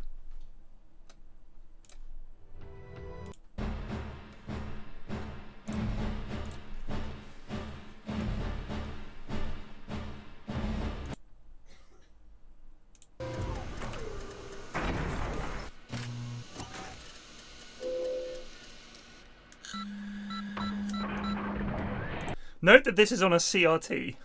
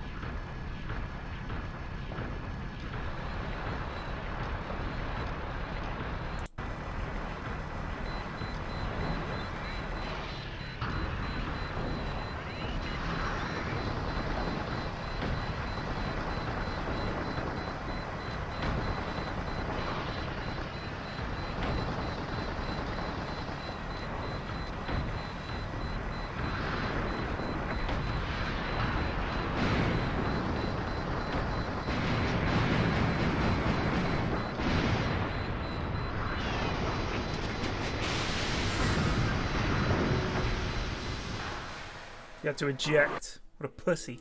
It's time now for our first game of Epic Pro Bowl Dodgeball presented by... His head's on TikTok and he out that quick. It doesn't make sense. Tyreek Hill has been eliminated. Hey, keep that heat coming, please. As Saquon and Mike are... Look, I have respect for the way people spend their free time. Whatever makes you happy. But Pro Dodgeball... Come on. Come on, fam.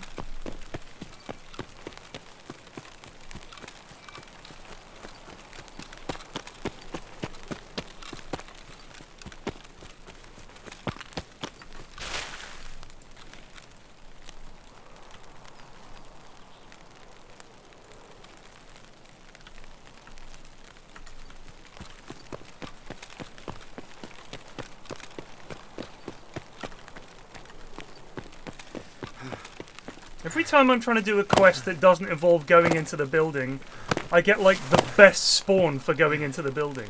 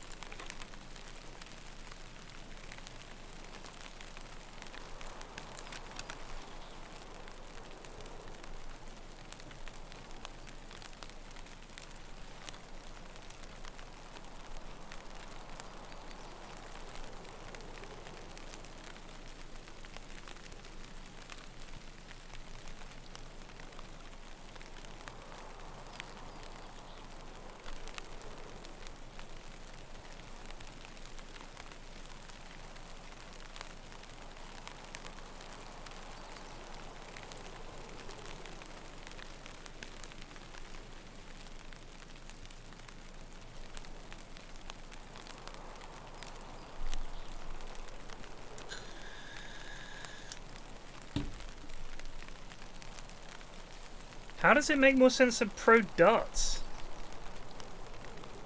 Darts is really hard.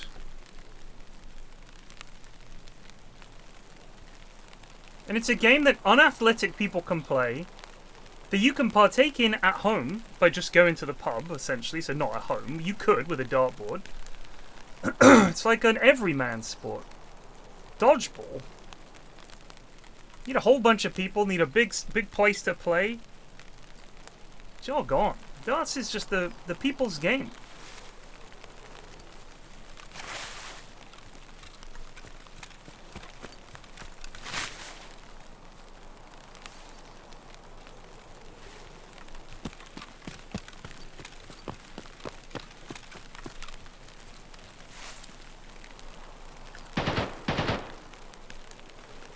Where's that sniper scav at?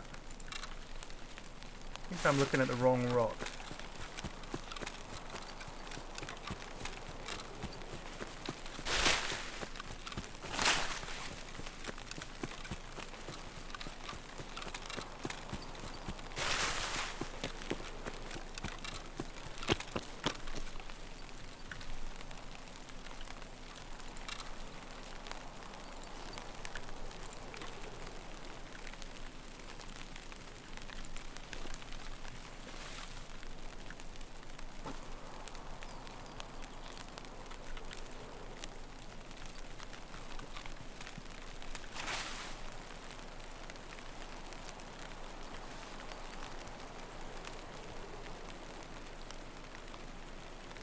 Nice jump, Alistair.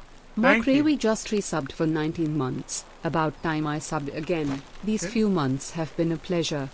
Cool. I've had a terrible time.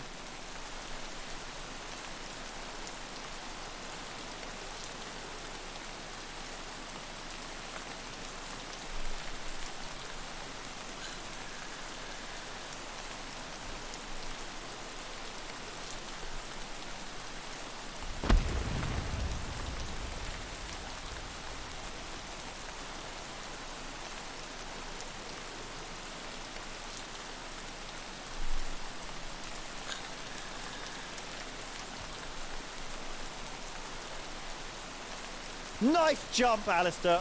Ninja Bear 58 just resubbed for 24 months, 1 whole year. TY for the gaming entertainment. Nice jump, Alistair. Thank you. Shark and Grat just resubbed for 5 months. Yes, Flax. Darts is the daddy. Got the lads coming round tonight for a few arrows.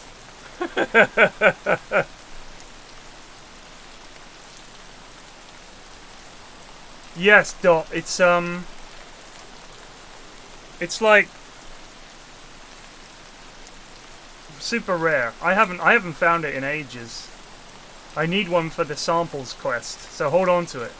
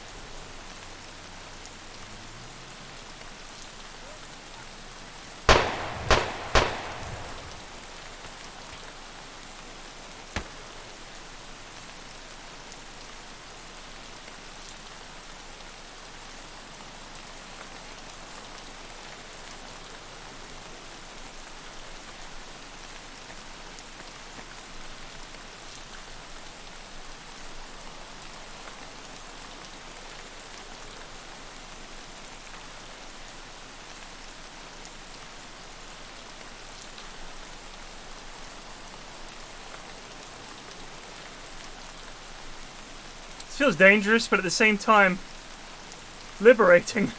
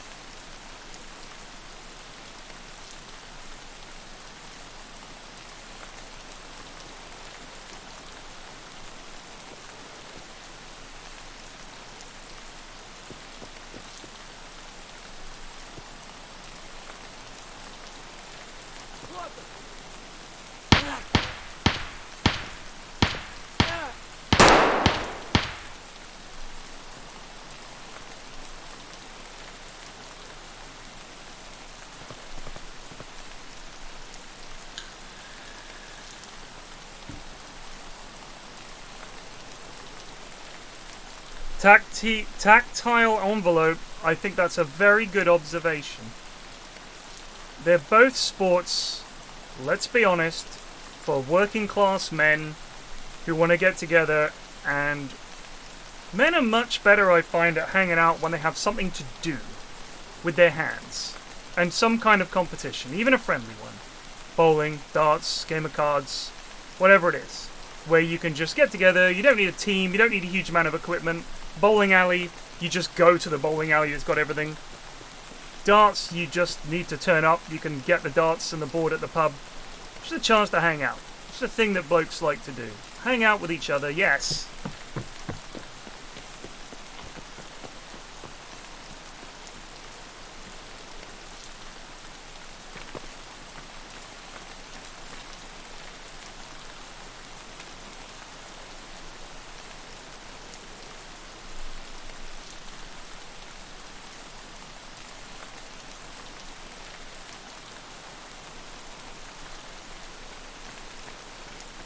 Does not preclude women from enjoying these activities, of course.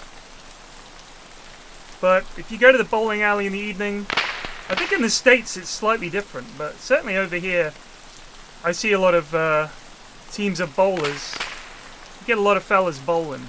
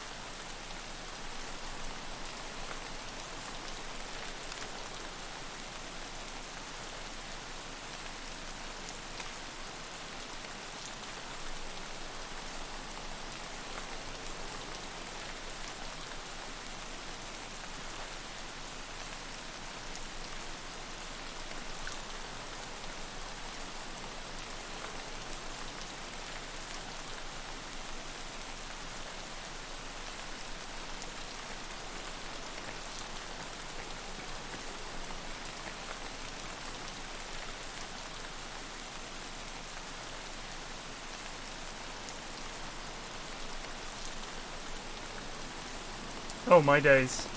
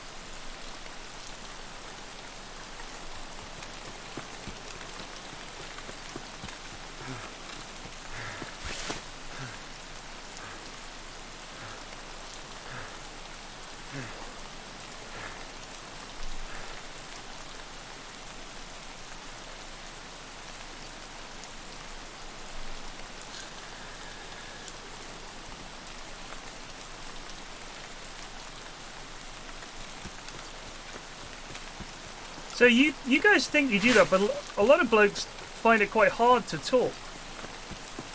Ah, shit, someone's already been here. Well, chums, we're dead.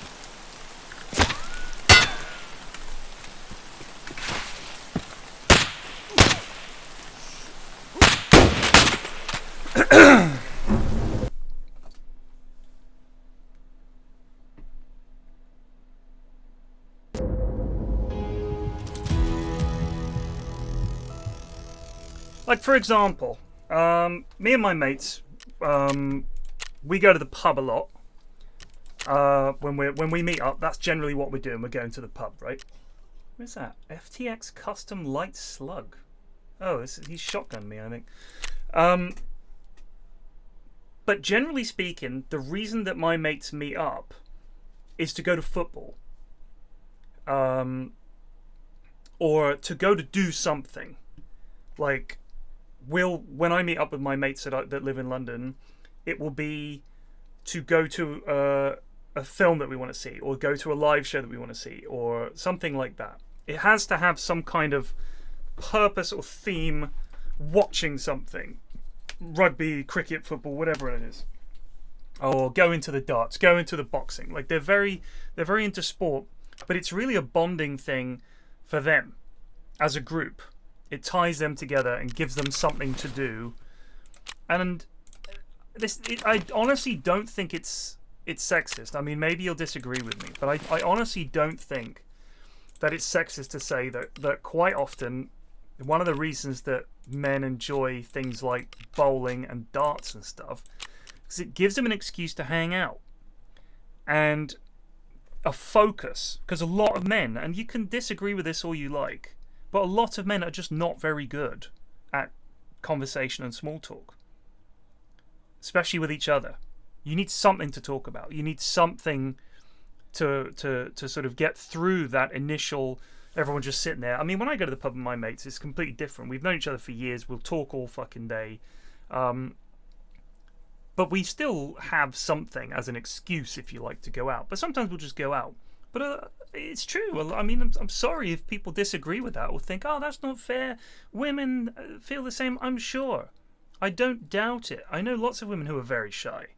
But I also know a lot of blokes who are very shy. But to get around it, rather than saying, I'd rather not just meet up for a chat, I'm a bit shy, they look out for an excuse.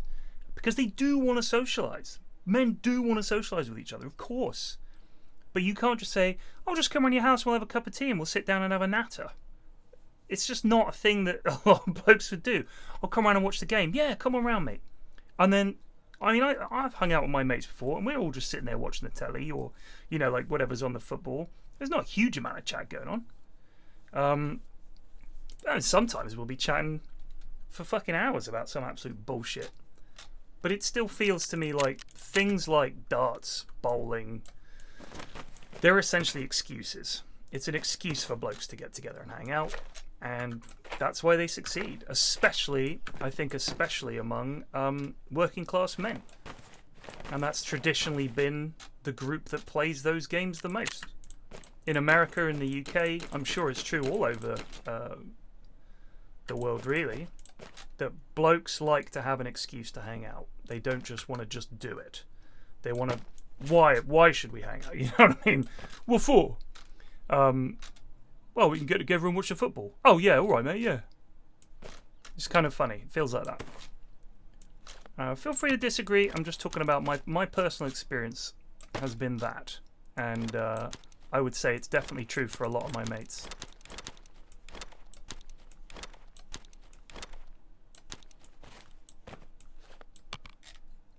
They just, you know, they like to have an excuse. And the excuse, sport is a great excuse.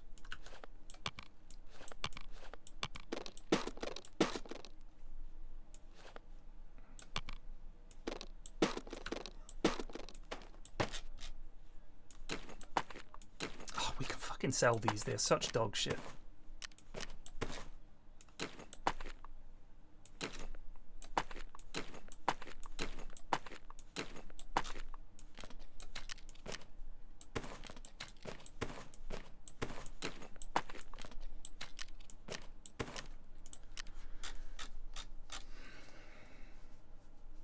Yeah, golf, exactly. You literally most of the time you're just chatting to whoever you're with, because you're going out for a walk, and for a lot of blokes, going out for a walk with another bloke would be a bit odd. So you go out for golf is a walk with a game. That's it.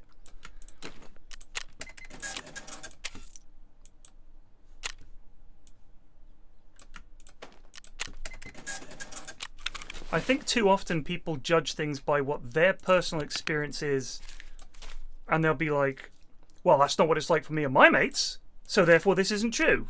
Alright, but I mean, the fact is that a lot of people play those games and do those things. Just because you don't doesn't mean it's not also the norm. Do you know what I mean? Like, it's just, for a lot of blokes, I think I'm right, but it's just funny. That kind of stuff is controversial because it's seen as excluding people, but I don't think it is. I think it's just trying to understand behavior and why certain things are dominated by certain groups and certain genders and certain people. And I think things like darts and bowling, both things where a bunch of blokes can get together and have a chat whilst doing something else. Because the thing is, if you get a couple of blokes together that are not very chatty, but they're mates, they know each other, but neither of them are particularly chatty. I know blokes like that. They're just quiet. You'll go to the pub with them. They'll talk, but not much. They wouldn't be leading the conversation. They don't butt in. You have to ask them for their opinion quite often. They won't really be the chatty ones in the pub. They're not necessarily shy. They're just quiet.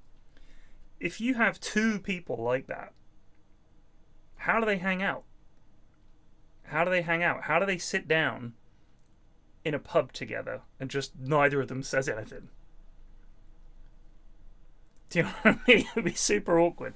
Put those two lads on a golf course. Now they've got a lovely day out. Yeah, I'm going to go see Tony and play some golf. All right, love. See you in a bit. Tony's my best mate. When's Tony's birthday? I don't know. What's Tony's last name? Don't know. But you see Tony every weekend. Yeah, he's a good lad.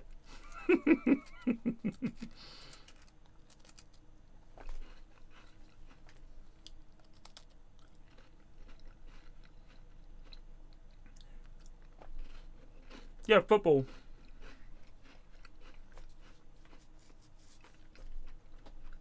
There's a really funny Saturday Night Live sketch called What's My Name? Bill Hader is the host, and you have two contestants, and they show them a couple of pictures of celebrities, and they know them, and then they bring out people that they should know. Like for one of the contestants, they bring out his best friend and his best friend's girlfriend, and it's like, it's your best friend Terry. It's like, oh, Terry, how's it going? And Terry's girlfriend, what's her name? And he's like, oh, like he just doesn't know. Has no idea what his best friend's girlfriend's name is. She's like, we've been out for dinner together like 20 times. Yes? Just remind you to put the lid on with the kids. Not today. That's tomorrow when I pick them up. I haven't got any snacks for tomorrow, apparently. Horse Rangers. Alright, are they home yet? Yeah, well, I think Jean's home next. Alright, well, when they're both home, I'll get dressed and we'll go to Lidl. Yeah, trip to Lidl.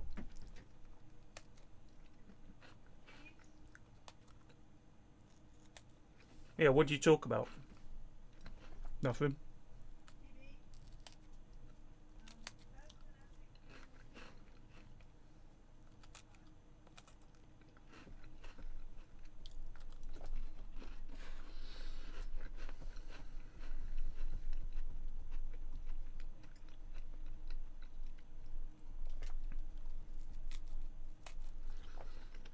Do you know what I think it is?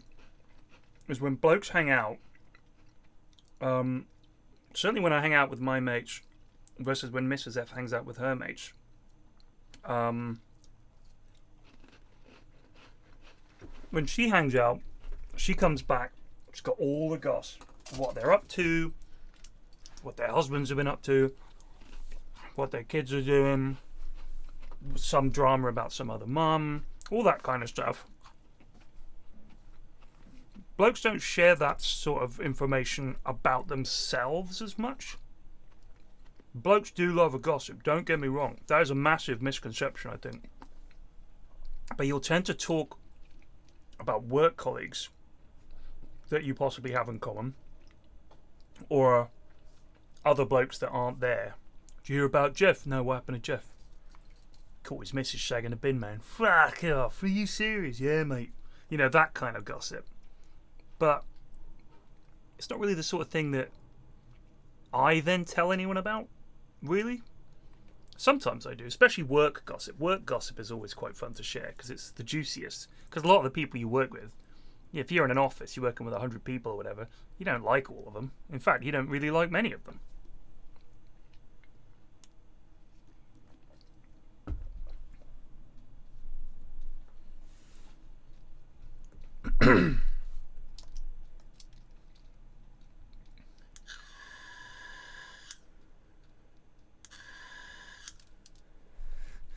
Yeah, the lack of details.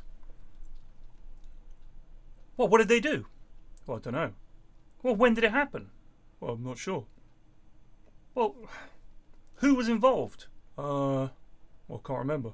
It's like that kind of gossip. Don't know. It's like you just know a headline, that's it.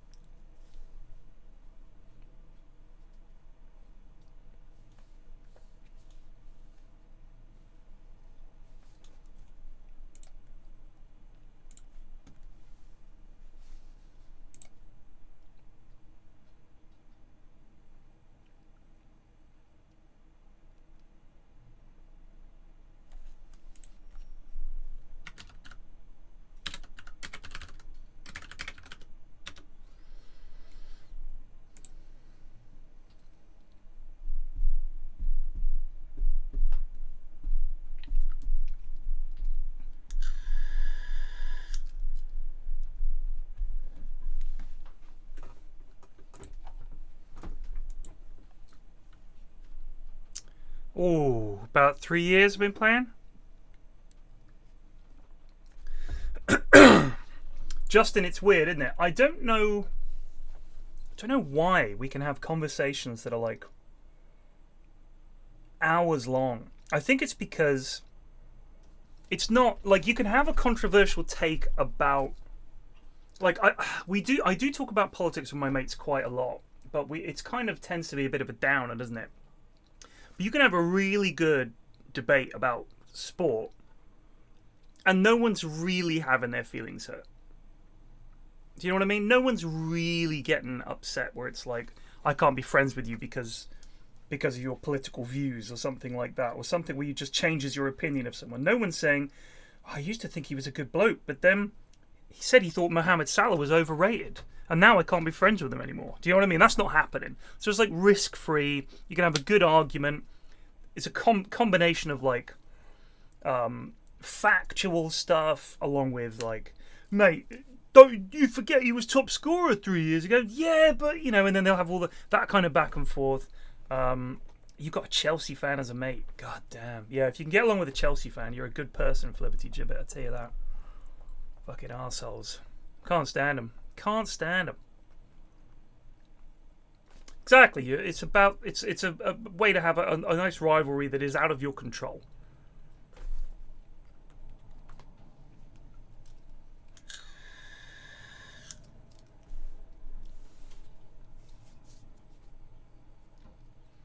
Bit of dad chat. Yeah, we do get into a bit of that. We talk about the kids a lot. I don't know if that's unusual. I feel like one of the things that we like to have a moan about home life, a bit of a grumble, and you listen and say, "Oh yeah, mate, yeah, that's fucking women," you know, that kind of thing. Wives, am I right? Ugh. You got to have a bit of that, because I'm sure that when my wife goes out with her mates, they're all bitching about their husbands. Who wouldn't? I'm a fucking mess.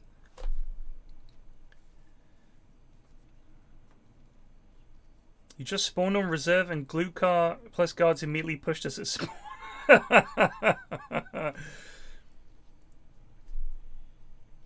Yeah, exactly, Katoe. I mean, certainly we talk about our kids. My mate's biggest topic at the moment is about how their kids are doing in their Sunday league games, like football Sunday league, like for the kiddies, you know. So I think it might be Saturday, actually, the kids play. And one of my mates is the manager, like the coach of the team. And that's all really interesting to hear, because you see it from the coach's side with the kids. You see it from the parents' side from the touchline. And all my mates have got exactly the right attitude to it. My mate who's the coach, you know, he's really, really good working with the kids. He's like, he sees some of the other coaches yelling at the kids. He's like, why the fuck would you do that? Like, they're all good lads, you know? And the fucking stories from the touchlines after the game, parents having a fight in the car park because of a kid's Saturday league game. And they're just like watching on in horror and just thinking, what is going on? People going after the ref at the end of the game in a kid's game, like an under-8s game. The kids are like 6, 7, 8 years old. People fighting over that. That's their Saturday. Saturday morning, go there, get in a fucking scrap. It's insane. And then my mate who's the coach saying like that some kids want to join and play on the team, but you've got this group of lads, like 11 lads plus a few subs, and they're good. You know, they're good, they're playing well, they're like top of the league. And some other parent stomps up and says, why isn't my child in the side? And he wants to say, because he's dreadful, he can barely kick the ball. And their attitude is, well, you should let him play. And my mate is like, how is that fair to these lads who really work hard, go to training, try their best, to say to them, look lads, I know we've been winning and we could win the league and it's great, but, you know, little Timmy needs to play. So I'm going to drop you, even though you've played every week and you've been like a really good player for us. I'm going to drop you because it's his turn. Like, that's not fair. If he's on the team from the start of the season, you never give him a single minute. I'd understand you saying, look, coach, I know he's not great, but it'd mean the world to him just to be able to play just 10 minutes at the end. You know what I mean? Something like that. So it's just a bit of a shame, really. But to hear that kind of stuff is interesting because, I mean, neither of my girls are really into sport.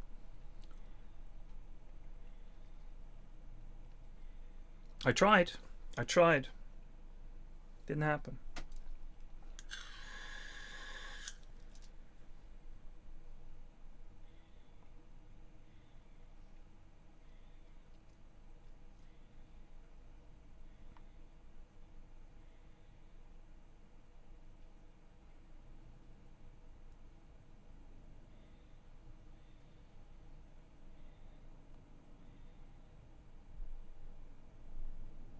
All right, here's the upshot about Jermaine Pennant. Our story begins in 1998 when a fresh-faced Jermaine stars for the Notts County youth team, but his coaches despair when he falls in with a local gang. One night, Jermaine dodges a gunfight by hiding in KFC, nicking chicken wings while his mates fight a rival posse outside. A year later, the winger signs for Arsenal, and on his first day at training, he shuffles nervously into the dressing room, but his nerves are calmed when a friendly face bounds over. Name's Cole, Ashley Cole, chirps the grinning youngster. The pair are soon inseparable. Jermaine and Ashley do everything together, swapping Pokemon cards, repairing each other's bikes, and of course, countless threesomes. Pennant later recalls him and Ashley high-fiving each other over a girl's back. That's called the Eiffel Tower, by the way. We had a little tea break and then went at it again. After 3 years of relentless shagging and reserve team football, Jermaine is suddenly thrown into a Premier League starting 11. The only problem? He spent the previous night down in Bacardi Breezes at an FHM party. Despite boozing till 6 a.m, Jermaine nets a debut hat-trick. But things soon go downhill. The coaches tire of Pennant arriving late to team meetings, clutching bags of McDonald's. Arsene Wenger sends the winger on loan to Birmingham City, but within weeks, Jez is arrested for drink driving. Then, in the showers after training, he introduces his new teammates to a bizarre sex game. We used to call it Monopoly, he later explains. You have your properties. If I slept with a girl and then the other lads slept with her afterwards, they had to pay me rent. But unfortunately, Jermaine's sordid game is missing its get-out-of-jail-free card. So when he's stopped again for drink driving, he has to think on his feet. Can I get your name, please, sir? Asks the officer. Ashley Cole, Pennant replies with a straight face. Framing your best mate for drink driving is rarely a good idea, but fortunately for Ashley, the old bills see through Jez's plot. He's jailed for 3 months. The winger is eventually released on licence and becomes the first Premier League star to play with an electronic tag. Back on the streets of Brum, Jermaine gets down to what he does best, shagging. He hooks up with page 3 model Amy Groves, who moves into his mansion. Things go tits up when she logs onto their home CCTV and catches him sneaking girls back to the house. Pennant is heartbroken, but on the flip side, his football career is on the up. He joins Liverpool, playing in the 2007 Champions League final, before passing out on the plane home after a post-match bender. Meanwhile, he hooks up with Hollyoaks heartthrob Jennifer Metcalfe. The loved-up pair are taking a well-earned break in some god-awful Dubai resort when Jermaine's phone rings. It's his house-sitter, Sam. Jermaine, mate, I don't know how to say this, Sam sputters. It's your dog. It's killed Jen's cat. A dumbfounded Pennant orders Sam to cover up the murder. We had to organise a professional carpet cleaner, he explains, and bury the dead cat far away and very deep. When they return home, a clueless Jen plasters the neighbourhood with missing cat posters. The heartbroken pet lover soon dumps Jermaine and he calls up his old flame Amy Groves. On a romantic cemetery stroll, he proposes at her dead brother's grave.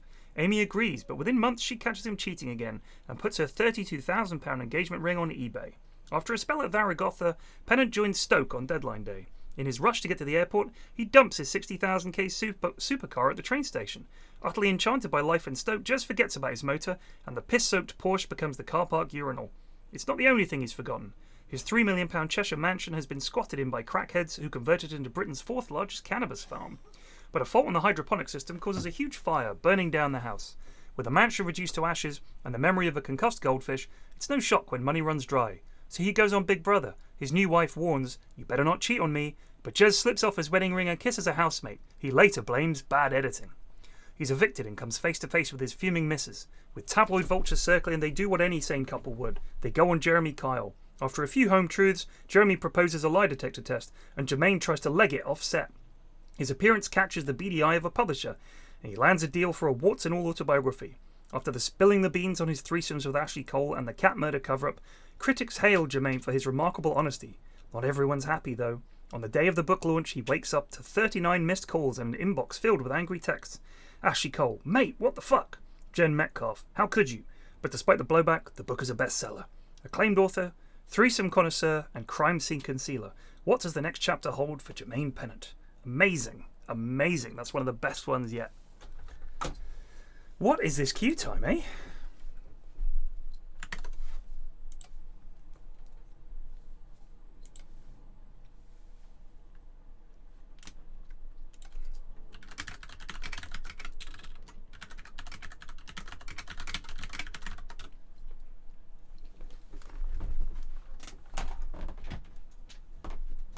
Will's had to move the date for this, so it's not on Wednesday. Okay. It's next Friday. Is that okay? Yes. On the calendar it just says Zoe Bird. Yeah, and doesn't have you as going into work. Okay.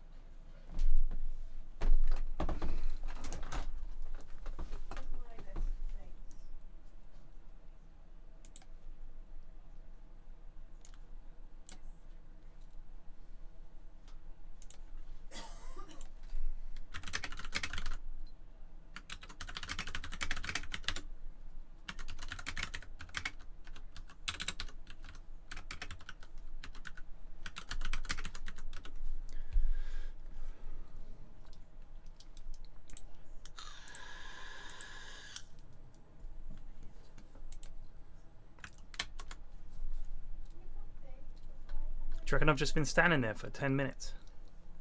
Sorry? I'm just talking to the viewers. Well, this isn't working. I've got to call it a day. I've got to get a little anyway. I better get dressed. I'll see you lot this evening. Cheers for watching. Take it easy. Peace out.